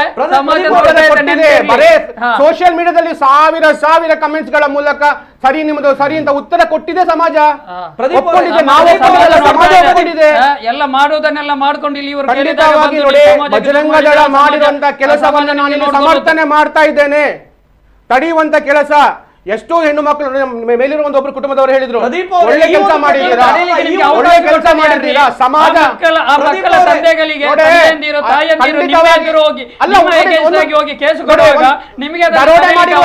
ದರೋಡೆ ಮಾಡುವಾಗ ಗಾಡಿಯನ್ನು ನಿಲ್ಲಿಸುವುದಿಲ್ವಾ? ಓಕೆ, ಕಾನೂನು ಬಾಹಿರ ನಿಲ್ಲಿಸೋದಿಲ್ವಾ? ಅಲ್ಲಿ ಅಪ್ರಾಪ್ತ ಹೆಣ್ಣು ಮಕ್ಕಳಿದ್ರೆ ಎಲ್ಲೋ ಹೋಗಿ ಬಂದು ಏನಾದ್ರೂ ಆಗಿದ್ರೆ ಯಾರು ಹೊಣೆ? ಪೊಲೀಸ್ ಬಂದಿದೆ ಅಲ್ಲಿ, ಸಮಾಜ ಒಟ್ಟಿಗೆ ಇರೋದು 3-4 ಜನ ಕಾರ್ಯಕರ್ತರು ಹೋಗಿರೋದು. ಪ್ರದೀಪ್ ಅವರೇ, ಅಷ್ಟು ಜನ ಸೇರಿರೋದು ಇದು ಸಮಾಜದ ಜನರು ಅಲ್ಲಿ ಸೇರಿದ್ರು. ಪ್ರದೀಪ್ ಅವರೇ, ಆಗಿದೆ ಸಮಾಜದ ಜನರು ಎಷ್ಟು ಜನ ನೋಡಿ. ಲವ್ ಜಿಹಾದ್ನ ಸಮಾಜಕ್ಕೆ ಪೆಟ್ಟು ದೊಡ್ಡದು, ಸಾಕಾಗೋಗಿದೆ ಲವ್ ಜಿಹಾದ್ಗೆ. ಓಕೆ, ಇಲ್ಲಿ ಉದ್ರಿಕ್ತ ಆಗಿದೆ ಸಮಾಜ ಉದ್ರಿಕ್ತ ಆಗಿದೆ ಅಂತ ಬಂದಾಗ ಅಲ್ಲಿ ಒಂದು ಬರುವಂತ ಪ್ರಶ್ನೆ, ಸಮಾಜ ಆ ಸಂದರ್ಭ ಉದ್ರಿಕ್ತ ಆಗೋದಕ್ಕೆ ಅವರುಗಳು ಮಾಡಿರುವಂತದ್ದು ಏನು? ಗಾಡಿ ನಿಲ್ಲಿಸಿದ್ದಾರೆ ನೋಡಿ, ವಿಡಿಯೋದಲ್ಲಿ ನೀವು ನೋಡಿ, ಅವರುಗಳು ಮಾಡಿರುವಂತದ್ದು ಅಲ್ಲಿ ಪ್ರಕರಣ ಆಗಿರೋದು ಆಗಿದೆ. 5 ಜನರ ಮೇಲೆ ಪ್ರಕರಣ ಆಗಿದೆ, ದಾಖಲಾಗಿದೆ. ಎಲ್ಲೂ ಕೂಡ ಅಲ್ಲೇ ನಡೆದಿಲ್ಲ ಅನ್ನೋಂತಕ್ಕದ್ದು ಕಮಿಷನರೇ ಒಪ್ಕೊಂಡು ಹೇಳಿದ್ದಾರೆ. ಕರೆಕ್ಟ್. Okay, right. ಈ ಒಂದು ವಿಚಾರದ ಬಗ್ಗೆ ಲಾವಣ್ಯ ಬಳ್ಳಾಲ್ ಅವ್ರ ಜೊತೆ ನಾನು ಕೇಳಬೇಕು. ಎಸ್ ಮೇಡಮ್, ಯಾವುದೇ ರೀತಿಯ ಹಲ್ಲೆಗಳು ಆಗಿಲ್ಲ, ಕೇವಲ ಅವಾಚ್ಯವಾಗಿ ಬೈದಿರುವಂತಹ ವಿಚಾರ, ಹಾಗಾಗಿ ಅವರುಗಳು ಹೊರಗೆ ಬಂದಿದ್ದಾರೆ. ತಮಗೂ ಕೂಡ ಕೋಪ ಇರಬಹುದು ಈ ಒಂದು ವಿಚಾರದಲ್ಲಿ, ಯಾವ ರೀತಿಯ ಆರೋಪಿಗಳನ್ನ ಹೊರಗೆ ಬಿಟ್ಟರು ಅನ್ನುವಂತ ಪ್ರಶ್ನೆ ಅಲ್ವಾ? ಕಮಿಷನರ್ ಕೂಡ ಇದರ ಬಗ್ಗೆ ಸ್ಪಷ್ಟನೆಯನ್ನ ನೀಡಿದ್ದಾರೆ. ಇದರಲ್ಲಿ ವೈಫಲ್ಯ ಯಾರ ವೈಫಲ್ಯ ಅಂತ ತಾವು ಹೇಳ್ತೀರಾ? ಎಸ್, ಒಂದು ಏನು ಅಂತ ಹೇಳಿದ್ರೆ, ಪೊಲೀಸ್ನವರಿಗೆ ತಿಳಿಸಬಹುದಿತ್ತು, ಕಾನೂನನ್ನ ಇವರ ಕೈಗೆ ತೆಗೆದುಕೊಳ್ಳೋದಕ್ಕೆ ಇವ್ರಿಗೆ ಕಾನೂನಿನ ಅಡಿಯಲ್ಲಿ ಯಾವುದೇ ಪ್ರೊವಿಷನ್ ಇಲ್ಲ. ಒಂದು, ಪೊಲೀಸ್ನವರಿಗೆ ತಿಳಿಸದೆ ಇವರು ಕಾನೂನನ್ನ ಇವ್ರ ಕೈಗೆ ತೆಗೆದುಕೊಳ್ಳೋದು ಪೊಲೀಸ್ನವರನ್ನ ದುರ್ಬಲವಾಗಿ ಬಿಂಬಿಸ್ತಾ ಇದೆ. ಅಂದ್ರೆ ಅಲ್ಟಿಮೇಟ್ಲಿ ಅರಗ ಜ್ಞಾನೇಂದ್ರ ಅವರು ಇನ್ಎಫಿಷಿಯಂಟ್ ಹೋಮ್ ಮಿನಿಸ್ಟರ್ ಅಂತ ತೋರಿಸ್ತಾ ಇದೆ. ಇನ್ನೊಂದು ಏನು ಅಂತ ಹೇಳಿದ್ರೆ, ನಮ್ಮ ಪ್ರದೀಪ್ ಅವ್ರಿಗೆ ಹೇಳ್ಬೇಕಾಗಿರುತ್ತೆ, ನಾನು ಅವ್ರಿಗೆ ವಿಚಾರ ಗೊತ್ತಿಲ್ಲ. ಅಮಿತ್ ಶಾ ಅವರು ಪಾರ್ಲಿಮೆಂಟ್ ಅಲ್ಲಿ ಹೇಳಿದ್ದಾರೆ ಲವ್ ಜಿಹಾದ್ ಅನ್ನೋದು ಇಂಡಿಯಾದಲ್ಲಿ ನಡೀತಾ ಇಲ್ಲ ಅಂತ. ಇವರು ಲವ್ ಜಿಹಾದ್ ನಡೀತಾ ಇದೆ ಅಂತ ಹೇಳಿದ್ರೆ ಅಮಿತ್ ಶಾ ಅವರ ಮಾತನ್ನ ಸುಳ್ಳು ಅಂತ ಹೇಳಿದ್ರೆ ಮೇಡಮ್, ಮೊನ್ನೆ ಒಂದು ನಿಮ್ಮ ಹತ್ರ ಮಾತಾಡ್ಬೇಕು ಮೇಡಮ್, ನಿಮ್ಮ ಹತ್ರ ಮಾತಾಡ್ಬೇಕಿತ್ತು. ಅಮಿತ್ ಶಾ ಅವರು ಹೇಳಿದ್ದು ಸರಿನಾ ಅಥವಾ ಇವ್ರು ಹೇಳ್ತಾ ಇರೋದು ಸರಿನಾ ಅಂತ ನಿರ್ಧಾರ ಮಾಡಿ ಇವ್ರು ನಮಗೆ ಹೇಳಿ. ಅಲ್ಲ ಮೇಡಮ್, ಮೊನ್ನೆ ಒಂದು ಅವ್ರ ಹತ್ರ ಮಾತಾಡ್ಬೇಕು. ಲವ್ ಜಿಹಾದ್ ಅಂದ್ರೆ 1000 ಪ್ರಕರಣಗಳು ಆಗಿದೆ. ಉತ್ತರ ಪ್ರದೇಶ ಯಾಕೆ ಲಾವಣ್ಯ ಅವರು ಹೇಳ್ತಾ ಇದ್ದಾರೆ, ಮಾತಾಡಿದ್ರೆ ನಾನು ಕೂಡ ಮಾತಾಡ್ಬೇಕು.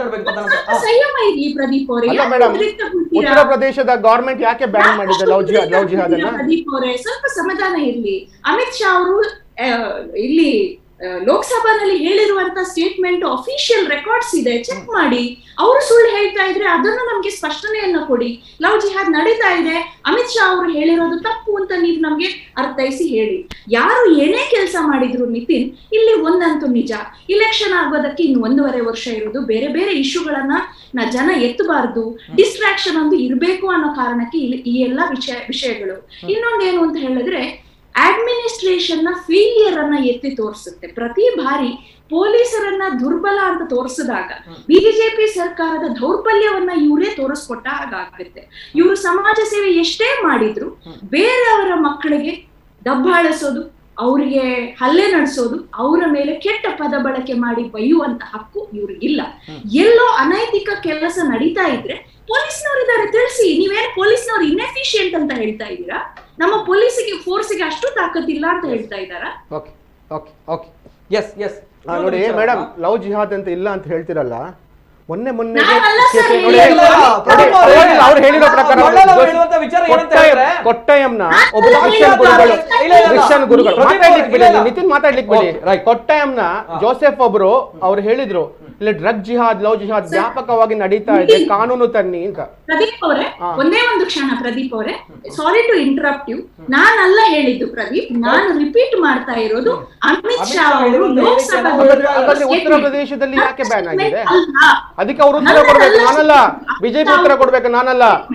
ನೋಡಿ, ಮೊನ್ನೆಗೊಂದು ಪ್ರಕರಣ ಆಯ್ತು ಮೇಡಮ್.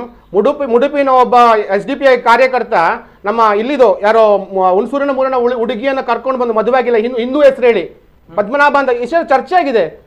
ಇವ್ರು ಕೂಡ ನಮ್ಮ ಚರ್ಚೆ. ಒಂದ್ ನಿಮಿಷ ನೋಡಿ, ಹೇಳೋದ್ ಕೇಳಿ. ಅಲ್ಲಿ ಅವನು ಹಿಂದೂ ಅಂತ ಹೇಳಿ 2 ಮದುವೆ ಆಗಿದ್ದವನು ಈ ಹುಡುಗಿಯನ್ನ ಉಪಯೋಗ ಮಾಡ್ಕೊಂಡು ವಿಡಿಯೋ ಮಾಡಿ ಚೆಕ್ ಜಿಹಾದ್ ಮಾಡಿ ಅಲ್ಲಿ ಅವಳ ಹತ್ರ 35 ಲಕ್ಷ ರೂಪಾಯಿಯನ್ನ ದೋಚಿದ್ದಾನೆ. ಆವಾಗ ಮೇಡಮ್ ಎಲ್ಲಿ ಮಾತಾಡಿದ್ರು? ಅಷ್ಟು ಪ್ರಕರಣಗಳು ಬರ್ತಾ ಇದೆ. ದೀಪ್ತಿ ಮಾರ್ಲಾ ಇರ್ಬೋದು, ನಿಮಿಷಾ ಅವರ ಆದಿರಾ ಇರ್ಬೋದು, ಎಷ್ಟುಗಳು ಇದೆ ಮೇಡಮ್. ನೀವು ಮಾತಾಡ್ಬೇಕಲ್ಲ. ನೀವು ಅಲ್ಲಿ ಹೇಳ್ತಾ ಇದ್ದೀರಾ, ಇಲ್ಲಿ ಲವ್ ಜಿಹಾದ್ ನಡೀತಾ ಇದೆ, ಅದನ್ನ ತಡೀಲಿಕ್ಕೆ ಮಹಿಳೆಯರು ನೀವು ಕೂಡ ಜಾಗೃತಿ ಮೂಡಿಸಬಹುದಲ್ಲ. ನೀವ್ ಯಾಕೆ ಮಾಡ್ತಾ ಇಲ್ಲ ಮೇಡಮ್ ಇದನ್ನ? ಬರೇ ನಮ್ಮದನ್ನ ನೋಡಿ, ಯಾವುದೋ ಒಂದು ಪ್ರಕರಣವನ್ನ ಮಾತ್ರ ಮಾತಾಡ್ತಾ ಇದ್ದೀರಾ. ಇಷ್ಟು ಬೇರೆಷ್ಟು ಪ್ರಕರಣಗಳಿವೆ, ನೀವ್ ಯಾಕೆ ಮಾತಾಡ್ತಲ್ಲ ಇದ್ರ ಬಗ್ಗೆ? ಸಾರಿ ಟು ಇಂಟರಪ್ಟ್ ಪ್ರದೀಪ್ ಅವರೇ, ಬೆಂಗಳೂರಲ್ಲಿ ಆದಾಗ ಮೋರಲ್ ಪೊಲೀಸಿಂಗ್ ಆದಾಗ್ಲೂ ನಾನು ಪ್ರಶ್ನಿಸಿದ್ದೇನೆ.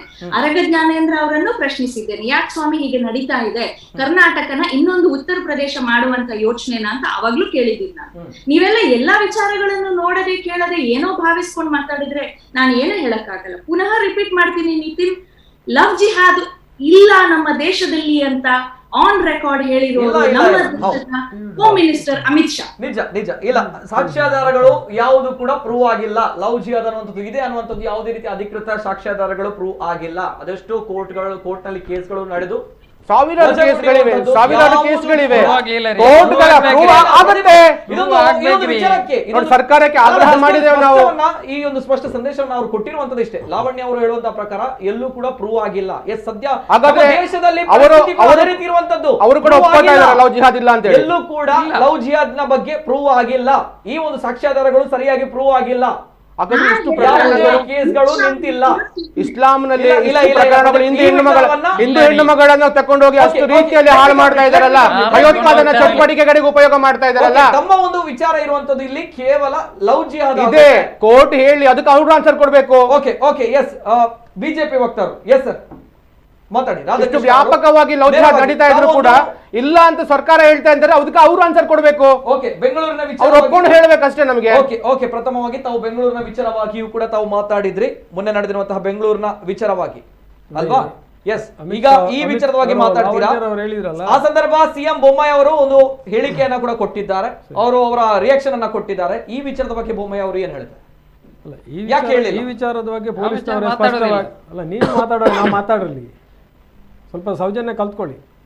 ಎಸ್ ರಾಧಾಕೃಷ್ಣ, ನೋಡಿ, ಬೊಮ್ಮಾಯಿ ಅವರು ಪ್ರತಿಯೊಂದಕ್ಕೂ ಹೇಳಿಕೆ ಕೊಡ್ಲಿಕ್ಕೆ ಆಗುದಿಲ್ಲ. ಪೊಲೀಸ್ ಕಮಿಷನರ್ ಅವರು ಹೇಳಿಕೆ ಕೊಟ್ಟಿದ್ದಾರೆ. ಆ ಒಂದು ವಿಚಾರಕ್ಕೆ ಹೇಳಿಕೆ ಕೊಡ್ತಾರೆ, ಈ ಒಂದು ವಿಚಾರಕ್ಕೆ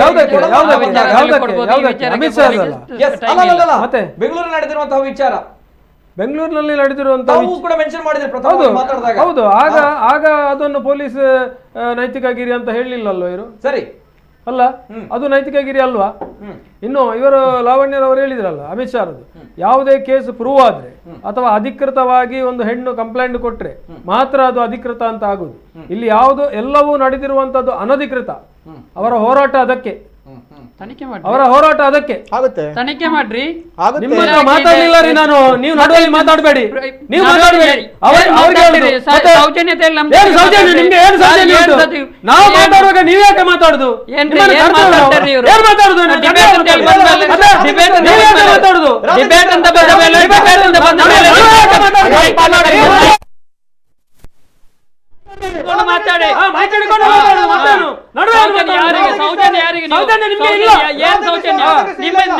ಸೌಜನ್ಯ ಕಲಿಬೇಕು.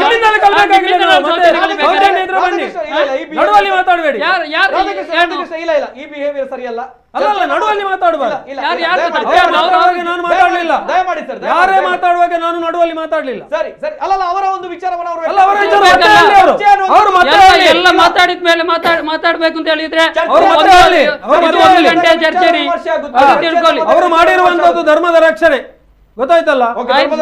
ಅಧರ್ಮ ಆಗುವಾಗ ಯಾವಾಗಲೂ ರಕ್ಷಣೆ ಮಾಡ್ತಾರೆ. ಮುಂಚೆ ಕಾಲದಲ್ಲಿ ದೇವರು ಬರ್ತಾ ಇದ್ರು ಅಂತೇಳಿ, ಈಗ ದೇವರು ಬರುದಿಲ್ಲ, ಜನರೇ ಬರಬೇಕು ಧರ್ಮ ರಕ್ಷಣೆ ಮಾಡ್ಬೇಕಾದ್ರೆ, ಗೊತ್ತಾಯ್ತಲ್ಲ? ಇವರು ಮಾಡೋದೆಲ್ಲ ಅನ್ಯಾಯ, ಆಮೇಲೆ ನಾವು ಮಾಡಿದ್ದೆ ಸರಿ ಅಂತೇಳಿ ಅದಕ್ಕೆ ಪುನಃ ಕಾನೂನಿನ ಇದು ಚೌಕಟ್ಟಿನೊಳಗೆ ತರ್ತಾರೆ, ಇದು ಕಾನೂನಿನಲ್ಲಿ ಉಂಟ ಅಂತೇಳಿ. ಕೇರಳದಲ್ಲಿ ಒಬ್ಬ ಫಾದ್ರಿ ಇದು ಕೊಟ್ರಲ್ಲ, ಸ್ಟೇಟ್ಮೆಂಟ್ ಕೊಟ್ರಲ್ಲ, ಸುಮ್ಮನೆ ಕೊಟ್ರ ಅವರು? ಸರಿ ಸುಮ್ಮನೆ ಕೊಟ್ರ ಅವರು? ಬರ್ತೇನೆ. ಓಕೆ, ಧರ್ಮ ರಕ್ಷಣೆಯನ್ನ ಮಾಡಿದ್ದಾರೆ ಅನ್ನುವಂತಹ ವಿಚಾರ. ಸೊ ಕೇಸ್ ನಿಲ್ಲಿಲ್ಲ ಯಾಕೆ ಅಂತ ಹೇಳಿದ್ರೆ ಅಲ್ಲಿ ಸ್ಟ್ರಾಂಗ್ ಆಗಿರುವಂತಹ ಕಂಪ್ಲೇಂಟ್ ಇರಲಿಲ್ಲ ಅನ್ನುವಂತಹ ವಿಚಾರ. ಹಲ್ಲೆ ಆಗಿಲ್ಲ, ಆಸ್ಪತ್ರೆಯಲ್ಲಿ ಅಡ್ಮಿಟ್ ಆಗ್ಲೇಬೇಕಿತ್ತಲ್ಲ, ಅವಾಚ್ಯವಾಗಿ ಬೈದಿದ್ದಾರೆ. ಈ ಒಂದು ವಿಚಾರ ಕ್ಯಾಂಪಸ್ ಅವರ ಜೊತೆ ಕೇಳಲೇಬೇಕು. ಕರೆಗಳಿವೆ, ಕರೆಗಳ ಸ್ವೀಕಾರ ಮಾಡ್ತೇನೆ. ಹಲೋ ಸರ್, ನಮಸ್ತೆ. ಸರ್ ನಮಸ್ತೆ, ಧ್ವನಿ ಕೇಳ್ತಾ ಇದೆಯಾ? ಸರ್ ನಮಸ್ತೆ, ಧ್ವನಿ ಕೇಳ್ತಾ ಇದೆಯಾ? ಸರ್ ನಮಸ್ತೆ, ಧ್ವನಿ ಕೇಳ್ತಾ ಇದೆಯಾ? ಸರ್ ನಮಸ್ತೆ, ತಮ್ಮ ಹೆಸರು ಎಲ್ಲಿಂದ ಕರೆ ಮಾಡ್ತಾ ಇದ್ದೀರಾ?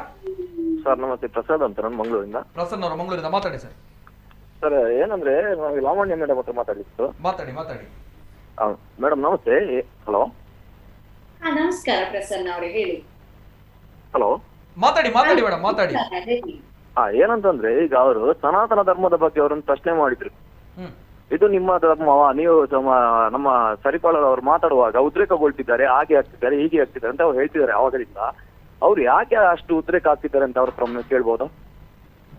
ಅದನ್ನ ಪ್ರದೀಪ್ ಅವರು ಉತ್ತರ ಕೊಡ್ತಾರೆ ಸ್ವಾಮಿ. ನಿಮಗೆ ಬೇರೆ ಪ್ರಶ್ನೆ ಪ್ರದೀಪ್ ಅವರು ಯಾವ್ದಕ್ಕೋಸ್ಕರ ಅಷ್ಟು ಉದ್ರೇಕ ಆಗ್ತಾರೆ ಅಂದ್ರೆ ನಮ್ಮ ಹಿಂದೂ ಧರ್ಮದಲ್ಲಿ ಹಿಂದೂ ಹೆಣ್ಣು ಮಕ್ಕಳಿಗೆ ಅಷ್ಟು ಪ್ರದೀಪ್ ಅವರ ನೀವು ಮಾತಾಡ್ತಿದ್ದಾರೆ. ಗೊತ್ತಾಯ್ತಾ? ಅಲ್ಲ, ನೀವು ಸ್ಪೋಕ್ಸ್ ಪರ್ಸನ್ ಪ್ರದೀಪ್ ಅವರೇ ಒಂದು ನೀವು ಮಾತಾಡಿ. ಇಲ್ಲ ಮೇಡಮ್ ಮಾತಾಡಿ, ನಾನು ಮಾತಾಡ್ತೀನಿ ಆಮೇಲೆ. ಯಾರಾದ್ರೂ ಒಂದು ಮಾಡಿ ಪ್ರದೀಪ್ ಅವರೇ, ಒಂದ ನೀವು ಮಾತಾಡಿ. ಇಲ್ಲ ಅವ್ರು ಪ್ರಶ್ನೆ ಕೇಳಿದ್ರು ನಿಮ್ಗೆ, ನೀವು ಮಾತಾಡಿದ್ರಿ. ಸ್ಪೋಕ್ಸ್ ಪರ್ಸನ್ ನಿಮ್ದು, ಅವರು ನಿಮ್ಮ ಸ್ಪೋಕ್ಸ್ ಪರ್ಸನ್ ಆಗಿ ಇಲ್ಲಿ ಬಂದು ಕೇಳ್ತಾ ಇದ್ದಾರೆ. ಸ್ಪೋಕ್ಸ್ ಪರ್ಸನ್ ಆಗಿದ್ರೆ ಅವ್ರು ಮಾತಾಡ್ಲಿ, ನೀವು ಬಿಟ್ಟು ಹೋಗಿ. ಇಲ್ಲ ಅಂದ್ರೆ ನೀವು ಮಾತಾಡಿ ಪ್ರದೀಪ್ ಅವರೇ. ಯಾರಾದ್ರೂ ಒಬ್ರು ಮಾತಾಡಿ. ನಿಮ್ಮ ಸ್ಪೋಕ್ಸ್ ಪರ್ಸನ್ ಬರೋದಿದ್ರೆ ನಾನು ನನ್ನ ಸ್ಪೋಕ್ಸ್ ಪರ್ಸನ್ ಕರ್ಕೊಂಡ್ ಬಂದು ಕೂರಿಸ್ತೇನೆ. ಅಲ್ಲ, ನೀವು ಅವ್ರಿಗೆ ಪ್ರಶ್ನೆ ಕೇಳಿದ್ದು ನಿಮ್ಗೆ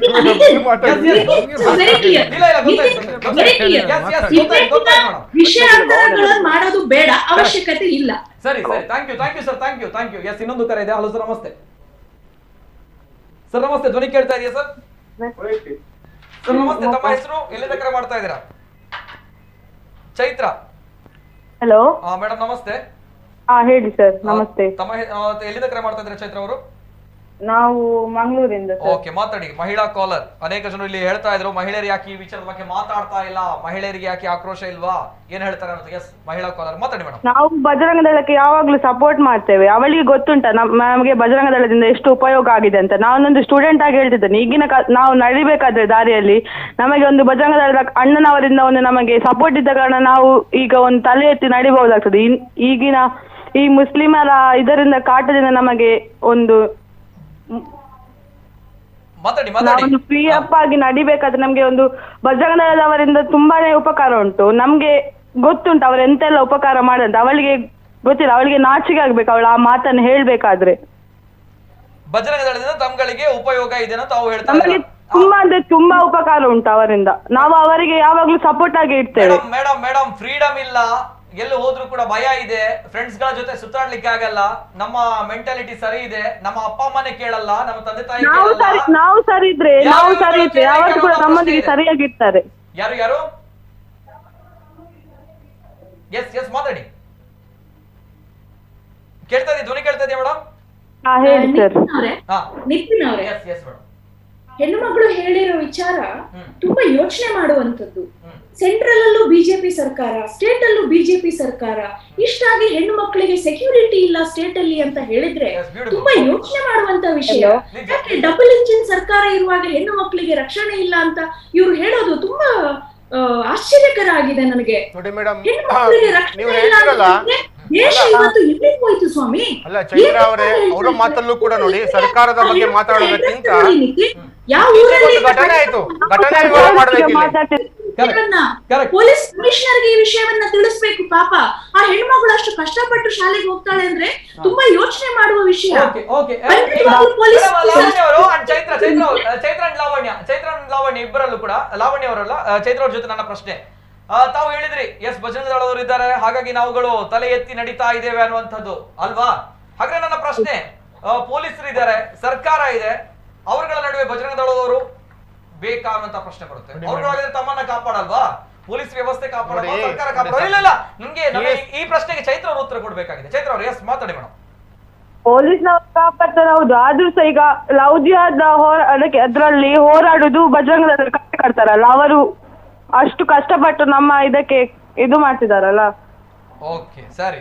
ಲವ್ ಜಿಹಾದ್ ಅವ್ರು ಹೇಳಿದ್ರಲ್ಲಿ ಮಾತಲ್ಲಿ ಸರಿ ಇದೆ ನೋಡಿ, ಅವ್ರ ಮಾತಲ್ಲಿ ತಪ್ಪಿದೆ ಅಂತ ಹೇಳ್ತಾ ಇಲ್ಲ. ಆದ್ರೆ ಒಂದು ಏನ್ ಗೊತ್ತಾ, ಕೇಸ್ ಕೊಡ್ಲಿಕ್ಕೆ ಹೆಣ್ಣು ಮಗಳ ಜೊತೆ ಉಪದ್ರ ಮಾಡಿದಾಗ, ಅಣ್ಣ ಬೈದಾಗ ಅವನಿಗೆ ನಾನು ಹೇಳಿದೆ ಆವಾಗ್ಲೇ, ಹೊರದೇಶದಿಂದ ಕರೆಗಳು ಬರ್ತಾ ಇದೆ, ಅಂಜಿಕೆಗೆ ಎದುರಿ ಕೇಸ್ ಕೊಡ್ಲಿಕ್ಕೆ ಒಪ್ತಾ ಇಲ್ಲ, ಹೆಣ್ಣು ಮಗಳು ಅಂತ ಕೇಸ್ ಕೊಡ್ಲಿಕ್ಕೆ ಒಪ್ತಾ ಇಲ್ಲ. ಏನೆಲ್ಲ ನಡೀತಾ ಇದೆ ಅಲ್ಲಿ ಜಿಹಾದ್ ಅಂದ್ರೆ ಮೊಬೈಲ್ಗಳ ನಂಬರ್ಗಳ ಮೂಲಕ ಕರೆಗಳು, ಅಲ್ಲಿ ಉಪದ್ರ ಹಿಂದೆ ಮಾಡಿದಾಗ 700-800 ಆ ಹುಡುಗನಿಗೆ ರಾತ್ರಿ ನಾನು ಕೊಲ್ತೇನೆ ತೆಗಿತೇನೆ ಅಂತ ಈ ಹೆಣ್ಣು ಮಗಳನ್ನ ಆತರ ಎದುರಿ ಕಂಪ್ಲೇಂಟ್ ಕೊಡ್ಲಿಕ್ಕೆ ಸಾಧ್ಯ ಆಗ್ತಾ ಇಲ್ಲ. ಇವರು ಪೊಲೀಸರಿಗೆ ನಾವು ಕೊಟ್ರೆ ಅಲ್ಲಿ ಕೇಸ್ಗಳಾಗುತ್ತೆ, ಖಂಡಿತವಾಗಿ ನ್ಯಾಯ ಸಿಗುತ್ತೆ. ಮೇಡಮ್ ಇದಕ್ಕೆ ನೀವೇನ್ ಹೇಳ್ತೀರಾ? ಆ ಹೆಣ್ಣು ಮಗಳು ಎಕ್ಸ್ಪೋಸ್ ಆಗ್ಬೇಕಾ ಇಂಥ ಪ್ರಕರಣಗಳಲ್ಲಿ? ಹೇಳಿ. ನೀವು ಹೇಳೋದು ಸರಿಯೇ ಪ್ರದೀಪ್ ಅವರೇ, ಸಿಟ್ಟು ಮಾಡ್ಕೋಬೇಡಿ. ಆದ್ರೆ ನಾನು ಇದೇ ಪ್ರಶ್ನೆ ಮಾಡ್ತಾ ಇಲ್ಲ, ನಿಮ್ಮ ಪ್ರಶ್ನೆ ಮಾಡಿ ಸಿಟ್ಟು ಮಾಡಿಲ್ಲ. ನೀವು ಪ್ರತಿ ಬಾರಿ ಸಿಟ್ಟು ಮಾಡ್ತಾ ಇದ್ದೀರಾ, ಸಿಟ್ಟು ಮಾಡ್ತಾ ಇದ್ದೀರಾ ಅಂತ ಹೇಳಿದ್ರೆ ಹೇಗೆ? ನಿಮ್ ಪ್ರಶ್ನೆ ಅರ್ಥ ಆಯ್ತು ನನ್ಗೆ. ಇದೇ ಪ್ರಶ್ನೆನ ಸದಾನಂದ ಗೌಡ್ರ ವಿಡಿಯೋದಲ್ಲಿ ಸದಾನಂದ ಗೌಡ್ರ ವಿಡಿಯೋದಲ್ಲಿ ಎಲ್ಲಿದ್ದಾರೆ? ಹೆಣ್ಣು ಮಗಳು ಎಲ್ಲಿದ್ದಾಳೆ? ಇಲ್ವಾ? ನಾನು ನೋಡಿಲ್ಲಪ್ಪ. ನಾನು ಅಂತ ವಿಡಿಯೋಗಳನ್ನು ರಾಜಕೀಯವಾಗಿ ಅಂತ ವಿಡಿಯೋಗಳನ್ನು ದೂರ ಇಡ್ತೇನೆ. ಅದಕ್ಕೆ ಅವ್ರ ಉತ್ತರ ಕೊಡ್ಬೇಕು, ಅವ್ರ ಉತ್ತರ ಕೊಡ್ಬೇಕು. ರಾಜಕೀಯದವರು ಇದ್ದಾರೆ, ಅವ್ರ ಉತ್ತರ ಕೊಡ್ಬೇಕು, ನಾನಲ್ಲ. ಒಂದು ಹೆಣ್ಣು ಮಗಳು ಇದ್ಲಲ್ಲ ಸರ್, ರಮೇಶ್ ಜಾರಕಿಹೊಳಿ ಅವರ ಸಿಡಿಯಲ್ಲಿ ಒಂದು ಹೆಣ್ಣು ಮಗಳಿದ್ರು. ಅವರಿಗೋಸ್ಕರ ಎಷ್ಟು ಹೋರಾಟ ನಡೆಸಿದ್ರಿ? ಯಾವ್ದು ಮೇಡಮ್ ಕೇಳ್ತಾ ಇಲ್ಲ. ಜಾರಕಿಹೊಳಿ ಬಗ್ಗೆ ಅವರು ಮಾತಾಡಿರುವಂತಹ ಅಲ್ಲಿ ಹೆಣ್ಣು ಮಗಳು ದೌರ್ಜನ್ಯ ಅಂತ ಎಲ್ಲೂ ಹೇಳಿಲ್ಲ ತಾನೆ. ಅವಳು ದೌರ್ಜನ್ಯ ಆಗಿದೆ ಅಂತ ಕಂಪ್ಲೇಂಟ್ ಕೊಟ್ಟಿದ್ದಾಳ? ಇದು ಹನಿ ಟ್ರ್ಯಾಪ್ ಮೇಡಮ್, ಇದು ಹನಿ ಟ್ರ್ಯಾಪ್. ಇದೆಲ್ಲ ಅದಲ್ಲ, ಯಾವ್ದಾದ್ರು ಕನೆಕ್ಟ್ ಮಾಡಬೇಡಿ. ಇದು ಹನಿ ಟ್ರ್ಯಾಪ್.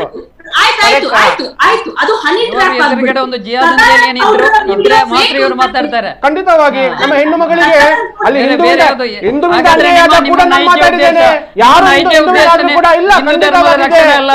ಖಂಡಿತವಾಗಿ ನೋಡಿ, ನೀವು ಭಯೋತ್ಪಾದಕರಿಗೆ ಸಪೋರ್ಟ್ ಮಾಡೋರು ದಯವಿಟ್ಟು ಮಾತಾಡೋ ಅವಶ್ಯಕತೆ ಇಲ್ಲ. ನಿಮಗೆ ನೈತಿಕತೆನೇ ಇಲ್ಲ. ಎಲ್ಲಿ ಮಾತಾಡಿದ್ರಿ? ಗೋಡೆ ಬರಹದಲ್ಲಿ ಮಾತಾಡಿದ್ರಿ? ಎಲ್ಲಿ ಬೀದಿಗಿಳಿದ್ರಿ ನೀವು? ಸಪೋರ್ಟ್ ಯಾರನ್ನ ತೋರಿಸಿ ನೀವು ಹೇಳ್ತಾ ಇದ್ದೀರಾ? ಕ್ಯಾಂಪಸ್ ಫ್ರಂಟ್ ಆಫ್ ಇಂಡಿಯಾ ಅಂತ ಹೇಳುವಂತದ್ದು ಒಂದು ಸ್ಪಷ್ಟವಾದಂತಹ ವಿದ್ಯಾರ್ಥಿ ಹೋರಾಟ. ಈ ದೇಶದ ಸಂವಿಧಾನಬದ್ಧವಾಗಿ ಈ ದೇಶದಲ್ಲಿ ಏನು ದೇಶದ ವಿವೇಕಕ್ಕೆ ಬೇಕಾಗಿ ಕೆಲಸ ಮಾಡುವಂತಹ ಸಂಘಟನೆ ನಮ್ಮ ಸಂಘಟನೆಯನ್ನು ಭಯೋತ್ಪಾದನೆ ಸಂಘಟನೆ ಹೇಳಲಿಕ್ಕೆ ನಿಮ್ಗೆ ಅವಕಾಶ ಕೊಟ್ಟಿರುವಂತದ್ದು. ನೇರವಾಗಿ ನಾನು ಹೇಳ್ತಾ ಇದ್ದೇನೆ, ಭಯೋತ್ಪಾದಕರಿಗೆ ಸಪೋರ್ಟ್ ಮಾಡುವ ಸಂಘಟನೆ. ಪ್ರದೀಪ್ ಅವರೇ, ನೀವು ಅಲ್ಲ ಅಂತ ಹೇಳಿ ನೋಡೋಣ. 2-3 ಉದಾಹರಣೆ ಕೊಡ್ತೇನೆ ನಾನು. ಯಾವ ರೀತಿಯಾಗಿರಿ ಪ್ರದೀಪ್ ಈ ಒಂದು ವಿಚಾರವನ್ನ ದಯಮಾಡಿ ತಾವು ಮಾತನಾಡಿದಾಗ ಭಯೋತ್ಪಾದನೆಗೆ ಸಪೋರ್ಟ್ ಮಾಡುವ ಸಂಘಟನೆ ಯಾವ ಆಧಾರದಲ್ಲಿ ಹೇಳ್ತೀರಾ? ಹಾಗಾದ್ರೆ ಯಾವ ಆಧಾರದಲ್ಲಿ ನೋಡಿ, ಗೋಡೆ ಬರಹ ನಾನು ಹೇಳ್ತೇನೆ ಉದಾಹರಣೆ ಕೊಟ್ಟು ಸರ್ಕಾರ ಮಾತಾಡ್ಲಿ. ಅವರು ಬ್ಯಾನ್ ಮಾಡ್ರಿ ತಗೊಂಡು ದಿನಗಳಲ್ಲಿ ಹಾಗೆ ಆಗುತ್ತೆ ನೋಡಿ. SDPI ಸಂಘಟನೆ ನೀವು ತಗೊಂಡೋಗಿ ಎರಡು ಕೂಡ ಬ್ಯಾನ್ ಆಗುತ್ತೆ, ಖಂಡಿತವಾಗಿ ಆಗುತ್ತೆ. ದೊಡ್ಡ ವಿಚಾರ ನೋಡಿ. ಗೋಡೆ ಬರೆದಾಗ ಇವರೆಲ್ಲಿದ್ರು? NRC ಬಗ್ಗೆ ಅಷ್ಟು ದೊಡ್ಡ ಜಗಳ ಆಯ್ತು, ಇವರೆಲ್ಲಿದ್ರು? ದೀಪ್ತಿ ಮಾಡ್ಲ ವಿಷಯದಲ್ಲಿ ಎಷ್ಟು ಭಯೋತ್ಪಾದನೆಗೆ ಸಪೋರ್ಟ್ ಇವಾಗ ಎಲ್ಲಿತ್ತು? NRC ಸಂದರ್ಭಗಳಲ್ಲಿ ಇವರು ಹೋರಾಟ ಮಾಡಿದ್ದಾರೆ. ಅಲ್ಲ ಹೋರಾಟ ಅಲ್ಲ, ಅಷ್ಟು ದೊಡ್ಡ ರೀತಿಯಲ್ಲಿ ಪೊಲೀಸರ ಮೇಲೆ ಹಲ್ಲೆ ಆಯ್ತು. ನೋಡಿ, NRC ಅವಾಗದಿಂದ NRC ಅನ್ನು ಎಳೆದು ತರ್ತಾ ಇದ್ದಾರೆ. NRC ಅಂತ ಹೇಳುವಂತದ್ದು ಈ ದೇಶದ ಫ್ಯಾಸಿಸ್ಟ್ ಸರ್ಕಾರ ಈ ದೇಶದ ಜನಸಾಮಾನ್ಯರ ಹಕ್ಕನ್ನ ಕಸಿಲಿಗೆ ಬೇಕಾಗಿ ಇಲ್ಲಿ ತಂದಂತ ಒಂದು ಕಾನೂನಿನ ಬೇರೆನೇ ಅಲ್ಲ. ಮತ್ತೆ ಅದರಲ್ಲಿ ನಡೆದಿರುವಂತದ್ದು ಏನು ಅಂತ ಹೇಳಿದ್ರೆ ಜನಸಾಮಾನ್ಯರು ಅವರ ಹಕ್ಕಿಗೆ ಬೇಕಾಗಿ ಪ್ರತಿಭಟನೆ ನಡೆಸಿರುವಂತದ್ದು. ಅದರ ಒಳಗಡೆ ನುಗ್ಗಿಕೊಂಡು ಏನು ದೆಹಲಿಯಲ್ಲಿ ಆಗಿರ್ಬೋದು ಅಥವಾ ಬ್ಯಾಂಗ್ಳೂರಲ್ಲಿ ಆಗಿರ್ಬೋದು ನಿಮ್ಮಂತ ಜನ ಅದರ ಒಳಗಡೆ ಸೇರಿಕೊಂಡು ಅಲ್ಲಿ ಏನು ಕೋಮುಗಲಭೆಯನ್ನ ಹಿಂಸಾಚಾರವನ್ನ ಅದು ಬಿಟ್ಟು NRC ಅಂತ ಹೇಳುವಂತದ್ದು ಈ ದೇಶದ ಅಭಿವೃದ್ಧಿಗೆ ಬೇಕಾಗಿ ಸಪೋರ್ಟ್ ಮಾಡಿದ್ದೇವೆ. ಟಾಪಿಕ್ ಡೈವರ್ಟ್ ಆಗ್ತದೆ. ದಯಮಾಡಿ ನಾನು ಬರ್ತೇನೆ. ಒಂದು ಕರೆ ಸ್ವೀಕಾರ ಮಾಡ್ತೇನೆ. ಹಲೋ ಸರ್, ನಮಸ್ತೆ. ಸರ್ ನಮಸ್ತೆ, ಧ್ವನಿ ಕೇಳ್ತಾ ಇದೆಯಾ? ಸರ್ ನಮಸ್ತೆ, ಧ್ವನಿ ಕೇಳ್ತಾ ಇದೆಯಾ? ನಮಸ್ತೆ. ಎಲ್ಲರಿಗೂ ನಮಸ್ಕಾರ. ನಾನು ಆಗ ಕಾಲ್ ಮಾಡ್ಬೇಕಿತ್ತು, ಯಾಕಂದ್ರೆ ಒಬ್ಬರು ಮಾತಾಡುವಾಗ ಸರ್ ಇನ್ನೊಬ್ಬರು ನಮ್ಗೆ ಇಲ್ಲಿ ಸರಿ ಸ್ಪಷ್ಟ ಕೇಳುದಿಲ್ಲ. ನಾವು ಇದರ ಬಗ್ಗೆ ವ್ಯೂವರ್ಸ್ ತುಂಬಾ ಇದ್ದೇವೆ. ಮತ್ತೆ ನೋಡಿ, ರಾಧಾಕೃಷ್ಣ ಅವರು ನಾನು ಮೊನ್ನೆಲ್ಲ ನೋಡ್ತಾ ಇದ್ದೇನೆ, ಅವರಿಗೆ ಅವಕಾಶ ಬಂದಾಗ ಮಾತ್ರ ಅವ್ರು ಮಾತಾಡುವಾಗ ಸರಿ ಮಾತಾಡ್ತಾರೆ, ಅದು ಅವರ ಹಕ್ಕು. ಹಾಗಾಗಿ ನಮ್ಗೆ ದಯಮಾಡಿ ನಮ್ಗೆ ಸ್ವಲ್ಪ ಅಂದ್ರೆ ವೀಕ್ಷಕರಿಗೆ ಅನುಕೂಲ ಆಗುವ ಹಾಗೆ, ಮತ್ತೆ ಇಂಥ ಪ್ರಕರಣಗಳು ತುಂಬಾ ಆಗ್ತಾ ಉಂಟು. ನಮ್ಮ ಪ್ರದೀಪ್ ಸರ್ ಹತ್ರ ಒಂದು ವಿನಂತಿ, ಅಂತ ಪ್ರಕರಣಗಳಾದಾಗ ನಿಮಗೆ ಕಂಡು ಬರ್ತದೆ ಕೆಲವು ಕಡೆಯಲ್ಲಿ, ನೀವು ನಿಮ್ಮ ಕಾರ್ಯಕರ್ತರಿಗೆ ಹೇಳಿ ಅವರಿಗೆ ದೈಹಿಕವಾಗಿ ಹಲ್ಲೆ ಮಾಡಬಾರ್ದು ಹೇಳಿ ಅದನ್ನು ಪೊಲೀಸ್ ಸ್ಟೇಷನ್ಗೆ ನೀವು ಪೊಲೀಸ್ನವರಿಗೆ ತಿಳಿಸಿ. ಇದು ನನ್ನ ರಿಕ್ವೆಸ್ಟ್. ಖಂಡಿತ ಹಲ್ಲೆ ಮಾಡೋದಿಲ್ಲ, ಹಲ್ಲೆ ಮಾಡೋದಿಲ್ಲ, ಜಾಗ್ರತೆ ಮಾಡುವ ಕೆಲಸವನ್ನ ಮಾಡ್ತೇವೆ. ಅವರಿಗೆ ಉತ್ತರ ಕೊಡಬೇಕು. ಇನ್ನೊಂದು ಕರೆ ಇದೆ. ಹಲೋ ಸರ್, ನಮಸ್ತೆ. ಹಲೋ, ನಮಸ್ತೆ ಸರ್, ಮಾತಾಡಿ. ಹಲೋ, ಮಾತಾಡಿ ಮೇಡಮ್. ನಮಸ್ಕಾರ. ಆನಂದ್ ಶೆಟ್ಟಿ ಉಡುಪಿಯಿಂದ. ಓಕೆ, ನಮಸ್ತೆ ಸರ್, ಮಾತಾಡಿ. ನಾವು ಕೇಳುವ ಮೇಡಮ್ಗೆ ನಾವು ಪ್ರಶ್ನೆ ಕೇಳಲಿಕ್ಕಿದೆ. ಮಾತಾಡಿ, ಕೇಳಿ. ಮೇಡಮ್ ತಾರತಮ್ಯ, ಅವರು ಹೆಣ್ಣು ಮಕ್ಕಳ ಬಗ್ಗೆ ಧ್ವನಿ ಎತ್ತಿದ್ದು ಖುಷಿ ಆಗ್ತದೆ, ಆದ್ರೆ ಅವ್ರು ತಾರತಮ್ಯ ಮಾಡ್ತಾ ಇದ್ದಾರೆ, ಅದು ಬೇಜಾರ. ಯಾಕೆಂತ ಕೇಳಿದ್ರೆ ಯಾವಾಗ್ಲೂ ನಾವು ನೋಡುದಿಷ್ಟೇ, ಕಾಂಗ್ರೆಸ್ ಪಾರ್ಟಿ ಅಂತ ಬಂದಾಗ ಅವರು ಹಿಂದೂಗಳನ್ನು ವಿರೋಧಿಯಾಗಿ ಕಾಣ್ತಾರೆ. ಯಾಕೆ ಅದು, ಯಾಕೆ ಹಾಗೆ ಮಾಡುದು? ನೋಡಿ, ನಮ್ಗೆ ಬೇಸರ. ನಾವು ಯಾವುದೇ ಪಾರ್ಟಿಯವರಲ್ಲ, ನಾವೊಬ್ಬ ಸಾಧಾರಣ ಪ್ರಜೆ ಇಲ್ಲಿಯವರು. ಅವ್ರು ಯಾಕೆ ಆ ರೀತಿಯಾಗಿ ಮಾತಾಡ್ತಾರೆ? ನೋಡಿ, ಬೇರೆ ಬೇರೆ ಮುಸ್ಲಿಂ ಸಂಘಟನೆಯಲ್ಲಿ ಯಾವ್ದಾದ್ರು ತಪ್ಪು ಮಾಡಿದಾಗ ಇವ್ರು ಬಂದು ದನಿ ಎತ್ತದ್ ನಾವು ನೋಡ್ಲಿಲ್ಲ. ಇದು ಯಾಕೆ? ಈ ತಾರತಮ್ಯ ಇರಬಾರ್ದು ಅಷ್ಟೇ. ದನಿ ಎತ್ಲಿ, ಅವ್ರು ಹೆಣ್ಮಕ್ಳ ಬಗ್ಗೆ ಮಾತಾಡಿದರೆ ಖುಷಿ ಆಗ್ತದೆ. ಆದ್ರೆ ಇವ್ರು ತಾರತಮ್ಯಕ್ಕೆ ಹಿಂದೂಗಳು ವಿರೋಧಿಯೇ ಕಾಂಗ್ರೆಸ್ನವರಿಗೆ? ಯಾಕೆ ಈ ರೀತಿ ಮಾಡಿ ನಮ್ಮನ್ನ ಒಂದೊಂದು ರೀತಿ ಬೇರೆ ತರದವ್ರು ನೋಡ್ತಾ ಇದ್ದಾರೆ? ಯಾಕೆ? ಇದು ದುರಂತ ಅಷ್ಟೇ. ನಮ್ಗೆ ಅವ್ರ ಹೆಣ್ಮಕ್ಳಿಗೆ ಕೇಳುದಿಷ್ಟೇ, ಯಾಕೆ ಹೀಗೆ ಮಾಡ್ತಾರೆ ಅವರು? ಬೇಸರ, ಇದು ಬೇಸರ ಅವ್ರು ಕೇಳುದು. ಹಿಂದೂ ಸಂಘಟನೆ ತಪ್ಪು ಮಾಡ್ತಾರೆ. ಇಲ್ಲಿ ನೋಡಿ, ನಮ್ಮ ಹಳ್ಳಿಯಲ್ಲೆಲ್ಲ. ಲಾವಣ್ಯ ಅವರು ಕ್ಷುಟಕಾಗಿದ್ದಕ್ಕೆ ಉತ್ತರ ಹೇಳ್ತೇನೆ. ತುಂಬಾ ವ್ಯಾಲಿಡ್ ಕ್ವಶನ್ ಕೇಳಿದ್ದಾರೆ, ತುಂಬಾ ಒಳ್ಳೆ ಪ್ರಶ್ನೆ ಅದು. ಯಾಕೆ ಮೇಡಮ್? ಓಕೆ, ಎಸ್, ಮಾತಾಡಿ. ಒಂದು ಚುಕ್ಕದಾಗಿ ಅದಕ್ಕೆ ಉತ್ತರ ಕೊಡ್ತೇನೆ, ಡೈವರ್ಟ್ ಆಗೋದು ಬೇಡ ಅಂತ.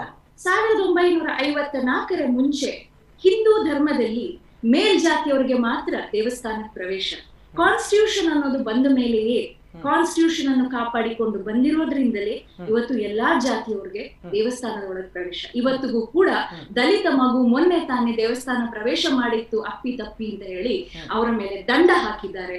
ಅವರನ್ನ ಅವರ ಅಪ್ಪ ಅಮ್ಮನಿಗೆ ಕರೆದು ಪ್ರಶ್ನೆಯನ್ನೆಲ್ಲ ಮಾಡಿದ್ದಾರೆ. ನಾವಿಷ್ಟೇ ಹೇಳೋದು, ನೀವು ಹಿಂದೂ ವಿರೋಧಿ ನಾವು ಕಾಂಗ್ರೆಸ್ ಪಕ್ಷದವರು ಅಂತ ಹೇಳುವಾಗ ಪ್ರತಿ ಒಂದು OBC SC ST ಕಮ್ಯುನಿಟಿಗಳಿಗೆ ಕಾಂಗ್ರೆಸ್ ಪಕ್ಷ ಏನೆಲ್ಲ ಮಾಡಿದೆ, ಏನೆಲ್ಲ ಅನುಕೂಲಗಳನ್ನ ಕೊಟ್ಟಿದೆ, ರಿಸರ್ವೇಶನ್ ಗಳನ್ನ ಎಷ್ಟೆಲ್ಲ ಕೊಟ್ಟಿದೆ ಅನ್ನೋದನ್ನ ದಯವಿಟ್ಟು ನೋಡಿ. ಯಾಕಂತ ಹೇಳಿದ್ರೆ ಬರೀ ಮೈನಾರಿಟಿಗಳಿಗೆ, ನಾನು ಕೂಡ ಒಬ್ಬ ಮೈನಾರಿಟಿನಿ, ಬರೀ ಮೈನಾರಿಟಿಗಳಿಗೆ ಕೊಟ್ಟಿರೋದನ್ನ ಮಾತ್ರ ನೋಡ್ಬೇಡಿ.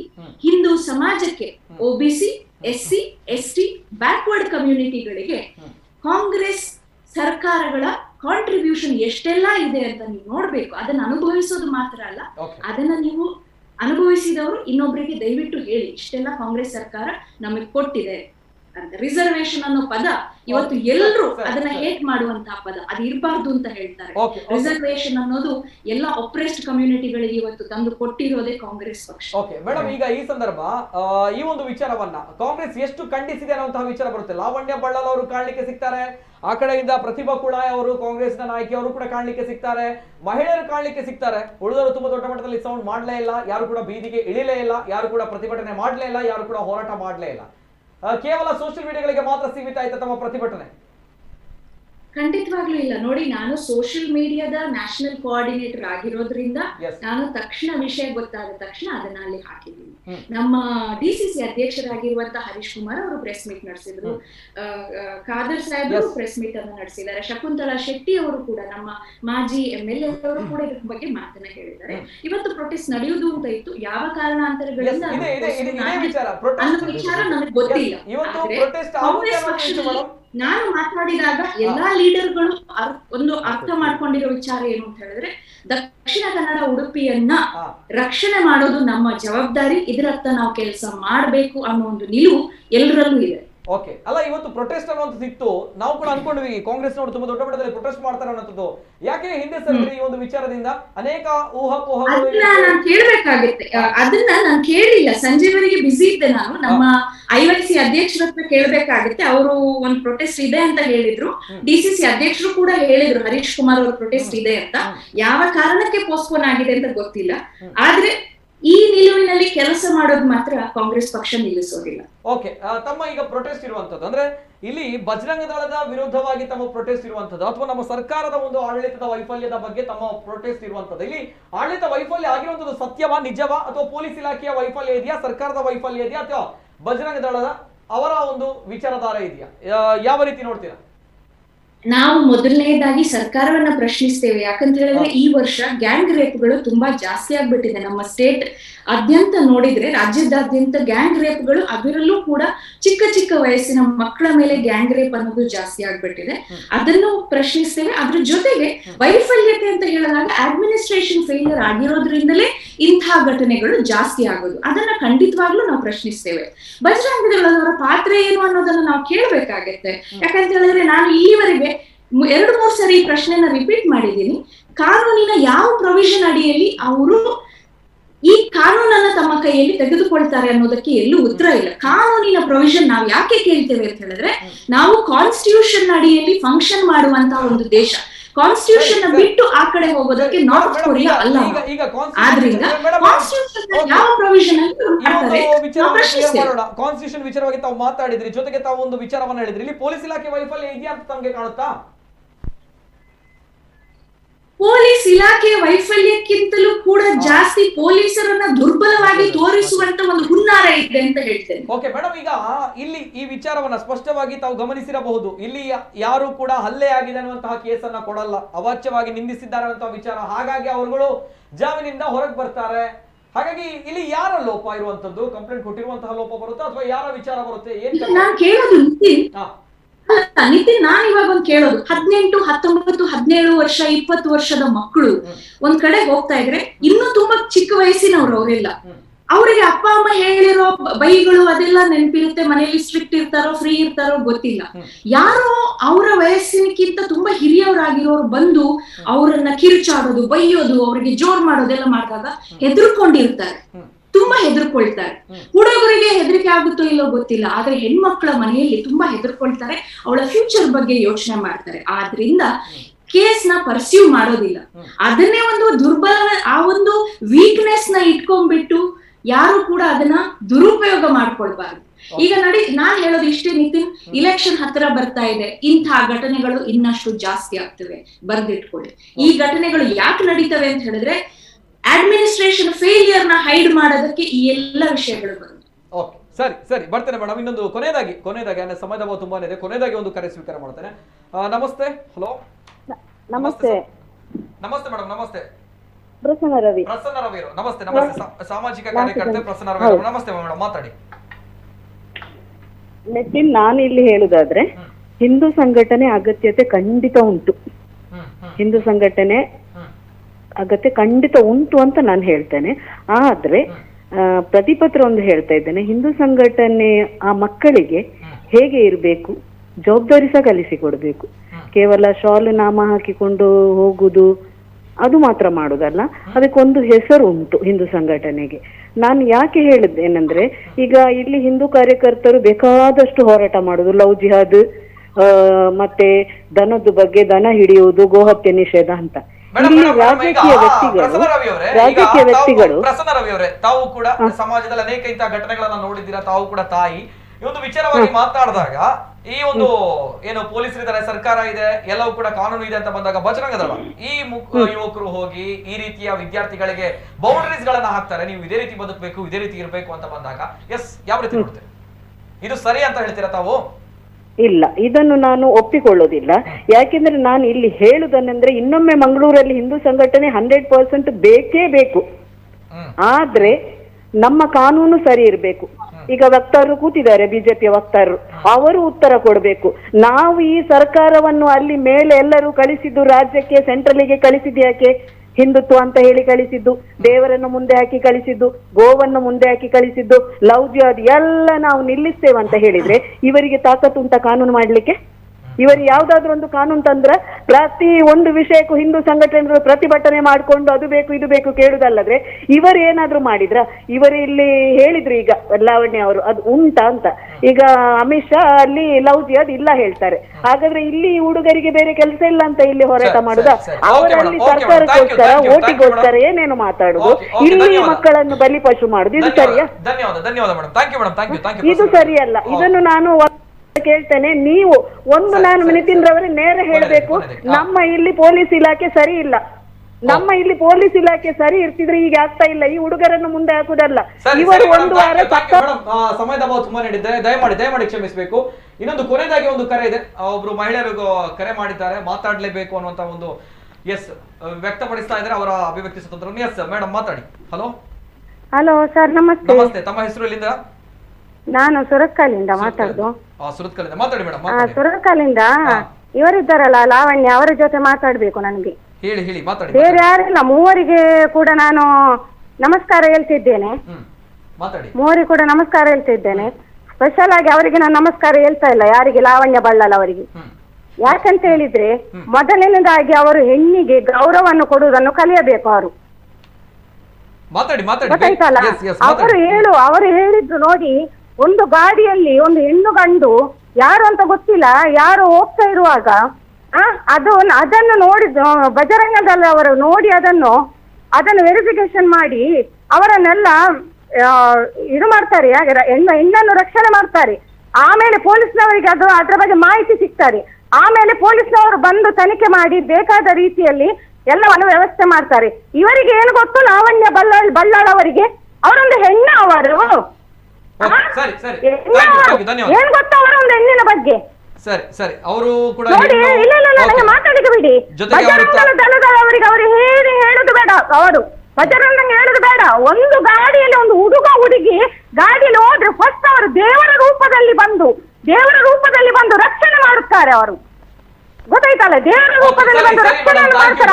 ಧನ್ಯವಾದ ಮೇಡಮ್, ಧನ್ಯವಾದ. ಓಕೆ, ಸಮಯದ ಸುರತ್ಕಲ್ಲಲ್ಲಿ ಪೆಟ್ಟು ತಿಂದಿದ್ದಾರೆ ತುಂಬಾ. ಅವ್ರಿಗೆ ಗೊತ್ತಿದೆ ಲವ್ ಜಿಹಾದ್ ಯಾವ ರೀತಿ ಇದೆ ಅಂತ. ಒಂದು ಹೆಣ್ಣು ಮಗಳು ತಾಯಿ ಅಷ್ಟು ರೀತಿಯಲ್ಲಿ ಮಾತಾಡ್ತಾ ಇದೆ ಅಲ್ವಾ. ಕೊನೆದಾಗಿ ರಾಧಾಕೃಷ್ಣ ಅವರು, ತುಂಬಾ ಉದ್ರೇಕ ಯಾಕೆ ಎಲ್ರಿಗೂ? ನನಗದು ಅರ್ಥ ಆಗುದಿಲ್ಲ. ಹೆಣ್ಮಗಳಿಗೂ ಅಷ್ಟೊಂದು ಉದ್ರೇಕ, ಸಮಾಧಾನ ಅನ್ನೋದು ಈ ಒಂದು ಸಂಘಟನೆಗಳಲ್ಲಿ ಇರುವವರಿಗೆ ಯಾರಿಗೂ ಸಮಾಧಾನ. ಸಂಘಟನೆಯವರೆಲ್ಲ ಮೇಡಮ್ ನೋಡಿ, ಸಮಾಜ ಉದ್ರೇಕ ಆಗಿದೆ ಮೇಡಮ್. ಸಮಾಜ ಉದ್ರೇಕ ಆಗಿದೆ, ಸಮಾಜ ಉದ್ರೇಕ ಆಗಿದೆ. ಪ್ರದೀಪ್ ಅವರೇ ಒಂದ್ ನಿಮಿಷ ಎಲ್ರದ್ದು. ಅವರೊಂದು ಒಳ್ಳೆ ಪಾಯಿಂಟ್ ಹೇಳ್ತಾರ, ಹೆಣ್ಮಗಳು ಜೀವನಲ್ಲಿ ಒಂದು ಹುಡುಗಿ ಬರ್ಬೇಕಾದ್ರೆ ದೇವರಂತೆ ಬರ್ತಾರಂತೆ ಈ ಸಂಘಟನೆಯವರು. ಇವ್ರು ಯಾಕೆ ಬರ್ತಾರೆ? ಪೊಲೀಸ್ನವ್ರು ಇಲ್ವಾ? ಪೊಲೀಸ್ನವರಿಗೆ ಕಾಲ್ ಮಾಡೋದಕ್ಕಾಗ ತಿಳಿಸಿದೇವಲ್ಲ, ಅಲ್ಲಿ ಮೊದಲು ನಿಲ್ಲಿಸುವ ಮಾಡಿದಾರಲ್ಲ. ಸಮಾಜ ಒಪ್ಕೊಂಡಿದೆ ಮೇಡಮ್, ನಮ್ಮ ಕೆಲಸವನ್ನ ಸಮಾಜ ಒಪ್ಕೊಂಡಿದೆ. ಗೊತ್ತಿದೆ ಸಂಘಟನೆಗೆ, ನಿಮ್ ಬಗ್ಗೆ ಗೊತ್ತಿದೆ, ಇಡೀ ಸಮಾಜ ನಿಮ್ಗೆ ಸೈನಮ್ಮ ಅನ್ನೋದು ಏನು ಅಂತಾನೆ ಅರ್ಥ ಇಲ್ಲ. ಪೊಲೀಸ್ ವಿಚಾರದಲ್ಲಿ ನನಗೆ ಮಾತಾಡ್ಲೇಬೇಕು. ಈ ಒಂದು ವಿಚಾರ ಏನಿದೆಯಾ, ಈ ಒಂದು ವಿಚಾರವನ್ನು ಬಹಳ ಸ್ಪಷ್ಟವಾಗಿ ಖಂಡಿಸ್ತೇವೆ. ಮುಂದಿನ 3 ವಿಚಾರ ನಾನು ಇಲ್ಲಿ ಹೇಳಲಿಕ್ಕೆ ಇಚ್ಛಿಸ್ತೇನೆ. ಒಂದು, ಪೊಲೀಸ್ ಕಮಿಷನರಿಗೆ ಕೇವಲ ಕ್ಯಾಂಪೇನ್ಗಳನ್ನ ಮಾಡಿದ್ರೆ ಸಾಧ್ಯ ಆಗ್ಲಿಕ್ಕಿಲ್ಲ. ಇಂತಹ ಘಟನೆಗಳು ಮರುಕಳಿಸಿದಂತಹ ಸಂದರ್ಭದಲ್ಲಿ ನೆಕ್ಸ್ಟ್ ಗೆ ರಿಪೀಟ್ ಆಗದ ರೀತಿಯಲ್ಲಿ ಕಠಿಣವಾದಂತಹ ಕಾನೂನು ಕ್ರಮ, ಯಾವುದೇ ರೀತಿಯ ತಾರತಮ್ಯ ಇಲ್ಲದೆ. ಅದು ಬ್ಯಾಂಗ್ಳೂರ್ ಕೇಸನ್ನು ಇವರು ಹೇಳಿದ್ರು, ನನಗೆ ಅದು ಸಮಯ ಸಿಗ್ಲಿಲ್ಲ. ಅದರಲ್ಲಿ ಹಾಕಿದಂತ ಸೆಕ್ಷನ್ಗಳು ಬೇರೆ, ಇಲ್ಲಿ ಹಾಕಿದಂತ ಆ ರೀತಿಯಾಗಿ ಯಾವುದೇ ರೀತಿಯಾದಂತಹ ತಾರತಮ್ಯವಿಲ್ಲದೆ ಯಾವುದೇ ಒಂದು ಯಾರ ಏನು ರಾಜಕೀಯ ಕುತಂತ್ರಗಳಿಗೆ ಅಥವಾ ಅವರ ಒತ್ತಡಕ್ಕೆ ಬಲಿಯಾಗದೆ ಕೇಸನ್ನು ತಗೋಬೇಕು. ಎರಡನೇದು, ವಿದ್ಯಾರ್ಥಿಗಳಿದ್ದೀರಾ, ನಿಮ್ಮ ಮೇಲೆ ಯಾರಾದ್ರೂ ಇಂಥವರು ಬಂದು ನಿಮ್ಮ ಮೇಲೆ ಹಲ್ಲೆ ಮಾಡಿದ್ರೆ ಯಾವುದೇ ಕಾರಣಕ್ಕೂ ನೀವು ಏನು ಎದರದೆ ಏನು ಮಾಡದೆ ಡೈರೆಕ್ಟ್ ಆಗಿ ಹೋಗಿ ಅಡ್ಮಿಟ್ ಆಗಿ ಕಂಪ್ಲೇಂಟ್ ಅನ್ನು ಮಾಡಿ. ನಿಮಗೆ ಅಥವಾ ಇನ್ನೂ ನಿಮ್ಗೆ ಏನಾದರೂ ತೊಂದರೆ ಮಾಡ್ತಾ ಇದ್ರೆ ಕ್ಯಾಂಪಸ್ ಫ್ರಂಟ್ ಆಫ್ ಇಂಡಿಯಾದ ಕಾರ್ಯಕರ್ತರು ಪ್ರತಿಯೊಂದು ಮೂಲೆಯಲ್ಲಿ ಇದ್ದಾರೆ. ನೀವು ನಮಗೆ ಕರೆ ಮಾಡಿ, ನಾವು ಬರ್ತೇವೆ. ನಿಮಗೆ ಅವರಿಗೆ ಯಾವ ಭಾಷೆಯಲ್ಲಿ ಉತ್ತರ ಕೊಡಬೇಕೋ ಅದೇ ಭಾಷೆಯಲ್ಲಿ ನೀವು ಉತ್ತರ ಕೊಡಿ, ಅವಾಗ ಮತ್ತೆ ಅವರು ನಿಮ್ಮ ತಂಟೆಗೆ ಬರುವುದಿಲ್ಲ. ಅದೇ ರೀತಿ 3ನೇ ವಿಚಾರ, ಇಲ್ಲಿರುವಂಥ ಇನ್ಸ್ಟಿಟ್ಯೂಷನ್ಗಳ ಜೊತೆಗೆ ಇಲ್ಲಿರುವಂಥ ಇನ್ಸ್ಟಿಟ್ಯೂಷನ್ನ ನಿಮ್ಮ ವಿದ್ಯಾರ್ಥಿಗಳಿಗೆ ಆಗುವಂಥ ಅನ್ಯಾಯದ ವಿರುದ್ಧದ ನೀವು ಈ ರೀತಿಯಾಗಿ ಮಾತನಾಡದೆ ಕೂತ್ಕೊಂಡ್ರೆ ಮುಂದಿನ ದಿವಸಗಳಲ್ಲಿ ನಿಮಗೆ ಬರುವಂತಹ ಇದು ಕಡಿಮೆ ಆಗ್ಬಹುದು ಅಂತ ಹೇಳುವಂತ ಮಾತು. ಸರಿ ಸಾಧಿಕರು, ಥ್ಯಾಂಕ್ ಯು. ಕೊನೆಯದಾಗಿ ರಾಧಾಕೃಷ್ಣ ಅವರು, ಮೊದಲನೇದಾಗಿ ಅವರ ಪ್ರಚೋದನಕಾರಿ ಹೇಳಿಕೆ ಅದು ಸರಿ ಅಲ್ಲ ಅನ್ನೋದನ್ನು ನಾನು ಹೇಳಲಿಕ್ಕೆ ಬಯಸ್ತೇನೆ. ಪ್ರಚೋದನೆ ಮಾಡಬಹುದು, ಏನ್ ಬೇಕಾದ್ರೂ ಮಾಡಬಹುದು. ಇಲ್ಲಿ ಆಮೇಲೆ ಇವತ್ತು ಲಾವಣ್ಯರವರಿರ್ಬೋದು, ನಾವಿರ್ಬೋದು, ರಾಜಕೀಯವಾಗಿ ಯಾರು ಏನು ಮಾತಾಡ್ಬೋದು, ಅವರವರನ್ನು ಸಮರ್ಥಿಸ್ಕೊಳ್ಬೋದು. ನೀವು ಕೊನೆಯದಾಗಿ ಆ ಹೆಣ್ಮಗಳು ಯಾರು ಮಾತಾಡಿದ್ರಲ್ಲ, ಅದು ಈ ದೇಶದ ಪ್ರತಿಯೊಂದು ಹೆಣ್ಮಕ್ಕಳ ಧ್ವನಿ. ಅದು ಇವತ್ತು ನಾವು ಏನು ಮಾಡ್ಬೋದು, ನೀವು ಮೀಡಿಯಾದವರೊಂದು ಮಾತಾಡ್ಬೋದು, ರಾಜಕೀಯದವರೊಂದು ಅವರವರ ಪಕ್ಷದವರು ಏನೇನು ಮಾತಾಡ್ಬೋದು, ಸಂಘಟನೆಯವರು ಅವರವರ ಸಂಘಟನೆ, ಆದರೆ ಆ ಹೆಣ್ಮಗಳು ಮಾತಾಡಿದ್ರಲ್ಲ, ಅದು ಈ ದೇಶದ ಪ್ರತಿಯೊಬ್ಬ ಹೆಣ್ಮಗಳ ಧ್ವನಿಯಾಗಿದೆ. ಇದನ್ನ ಅರ್ಥ ಮಾಡಿಕೊಳ್ಬೇಕು. ಓಕೆ ಸರ್, ಕೊನೆಯದಾಗಿ ಪ್ರದೀಪ್ ಕೊನೆಯದಾಗಿ ಲಾಸ್ಟ್ ಎಚ್ಚರಿಕೆಯ ಕರೆಗಂಟೆ. ಖಂಡಿತವಾಗಿ ಲವ್ ಜಿಹಾದ್ ಅನ್ನು ತಡೆಯುವಂತ ಕೆಲಸವನ್ನ ಮಾಡೇ ಮಾಡ್ತೇವೆ, ಕಾನೂನುಬದ್ಧವಾಗಿ ಮಾಡೇ ಮಾಡ್ತೇವೆ. ಅದ್ರ ಜೊತೆಗೆ ಸರ್ಕಾರವನ್ನ ಆಗ್ರಹ ಮಾಡ್ತಾ ಇದ್ದೇವೆ, ಕಾನೂನುಯುತ ಆಗ್ರಹವನ್ನ ಮಾಡ್ತಾ ಇದ್ದೇವೆ. ಲವ್ ಜಿಹಾದ್ ತಡೆ ಕಾನೂನನ್ನ ತನ್ನಿ. ಇದ್ದಾರೆ ವಕ್ತಾರರಿದ್ದಾರೆ, ನಾನು ಹೇಳ್ತಾ ಇದ್ದೇನೆ, ನೀವು ಲವ್ ಜಿಹಾದ್ ನಿಲ್ಲಿಸದಿದ್ದರೆ ಹೋರಾಟ ಖಂಡಿತವಾಗಿ ಮುಂದುವರಿಯುತ್ತೆ, ಮುಂದುವರೆದೇ. ಎಚ್ಚರಿಕೆಯ ಕರೆಗಂಟೆ. ಕೊನೆಯದಾಗಿ ಲಾವಣ್ಯ ಬಳ್ಳಾಲ್ ಕೊನೆಯದಾಗಿ ಲಾಸ್ಟ್ ರಿಯಾಕ್ಷನ್ ಕೊನೆಯದಾಗಿ. ಏನಿಲ್ಲ, ಇಲ್ಲಿ ಸ್ಟುಡಿಯೋನಲ್ಲೇ ಕೂತ್ಕೊಂಡು ರಾಜಾರೋಷವಾಗಿ ಇಷ್ಟು ಧಮಕಿ ಹಾಕ್ತಾರೆ ಅಂತ ಹೇಳಿದ್ರೆ, ಕ್ಯಾಮೆರಾಗಳು ಇಲ್ಲದಲ್ಲಿ ಚಿಕ್ಕ ವಯಸ್ಸಿನ ಹುಡುಗರು ಹುಡುಗಿಯರು ಓಡಾಡ್ತಿರುವಾಗ ಎಷ್ಟು ಧಮಕಿ ಹೊಡಿತಾರೆ ಅಂತ ಗೊತ್ತಾಗುತ್ತೆ. ರಾಧಾಕೃಷ್ಣ ಅವ್ರು ಹೇಳಿದ್ರು ಆ ಹೆಣ್ಣು ಮಗಳ ಮಾತು ಅಂತ, ತುಂಬಾ ಮುಗ್ಧೆ ಆಕೆ.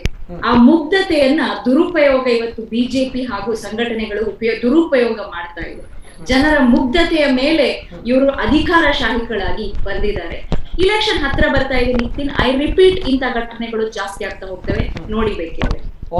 ಎಸ್, ಇದು ಲಾವಣ್ಯ ಬಳ್ಳಾಲ್ ಅವರ ಮಾತುಗಳು. ಎಸ್, ಇದು ಸದ್ಯ ಸುರತ್ಕಲ್ನಲ್ಲಿ ಭಿನ್ನ ಕೋಮಿನ ವಿದ್ಯಾರ್ಥಿಗಳ ಮೇಲೆ ಹಲ್ಲೆ ಯತ್ನ ಪ್ರಕರಣ ತುಂಬಾ ದೊಡ್ಡ ಮಟ್ಟದಲ್ಲಿ ಕರಾವಳಿಯಿಂದ ಪ್ರಾರಂಭ ಆಗಿ ರಾಜ್ಯಾದ್ಯಂತ ಸದ್ದು ಸುದ್ದಿ ಮಾಡ್ತಾ ಇರುವಂತಹ ವಿಚಾರ. ಅನೇಕ ಚರ್ಚೆಗಳು ಬರುತ್ತೆ ಈ ಒಂದು ವಿಚಾರದ ಮೇಲೆ, ಜೊತೆಗೆ ಪೊಲೀಸ್ ಇಲಾಖೆಯ ವಿಚಾರವಾಗಿ, ಜೊತೆಗೆ ಸರ್ಕಾರದ ವಿಚಾರವಾಗಿ, ಜೊತೆಗೆ ಕೊನೆಯದಾಗಿ ನಿತಿನ್ ಒಂದೇ ವಿಷಯ, ಆ ಕಾಲ್ ಮಾಡಿ ಧಮಕಿ ಹಾಕಿದವರ ನಂಬರ್ ಪ್ರದೀಪ್ ಅವ್ರಿಗೂ ಕೊಟ್ಬಿಡಿ, ನನಗೂ ಕೊಟ್ಬಿಡಿ. ಪ್ರದೀಪ್ ಅವ್ರು ಯಾವ ಆಕ್ಷನ್ ತಗೊಳ್ತಾರೆ ಅಂತ ನಾನು ಕಾದು ನೋಡ್ತೇನೆ. ಸರಿ, ಪರ್ಫೆಕ್ಟ್. ಕಲೆಕ್ಟ್ ಮಾಡಿ, ಎಸ್, ನಾವುಗಳು ಕೂಡ ಕ್ರಮವನ್ನು ಕೈಗೊಳ್ಳುತ್ತೇವೆ. Yes, thank you so much. ಇದು ಕರಾವಳಿಯಲ್ಲಿ ಮತ್ತೆ ಅನೈತಿಕ ಪೊಲೀಸ್ಗಿರಿ ತುಂಬಾ ದೊಡ್ಡ ಮಟ್ಟದಲ್ಲಿ ವಿವಾದವನ್ನ ಸೃಷ್ಟಿಸಿರುವಂತದ್ದು. ಕರಾವಳಿ ಭಾಗ ಯಾಕೆ ಈ ರೀತಿ ಅನ್ನೋ ಪ್ರಶ್ನೆಯನ್ನ ಅನೇಕ ಕಮೆಂಟ್ಸ್ ಗಳು ಸೋಷಿಯಲ್ ಮೀಡಿಯಾಗಳಲ್ಲಿ ಕೇಳ್ತಾ ಇದ್ದಾರೆ. ಸದ್ಯ ಇದು ವಿಚಾರ ಲಾವಣ್ಯ ಬಳ್ಳಾಲ್ ಇರೋ ಪ್ರಕಾರ ಎಲೆಕ್ಷನ್ ಆಗ್ತಾ ಇದೆ ಅನ್ನುವಂಥದ್ದು.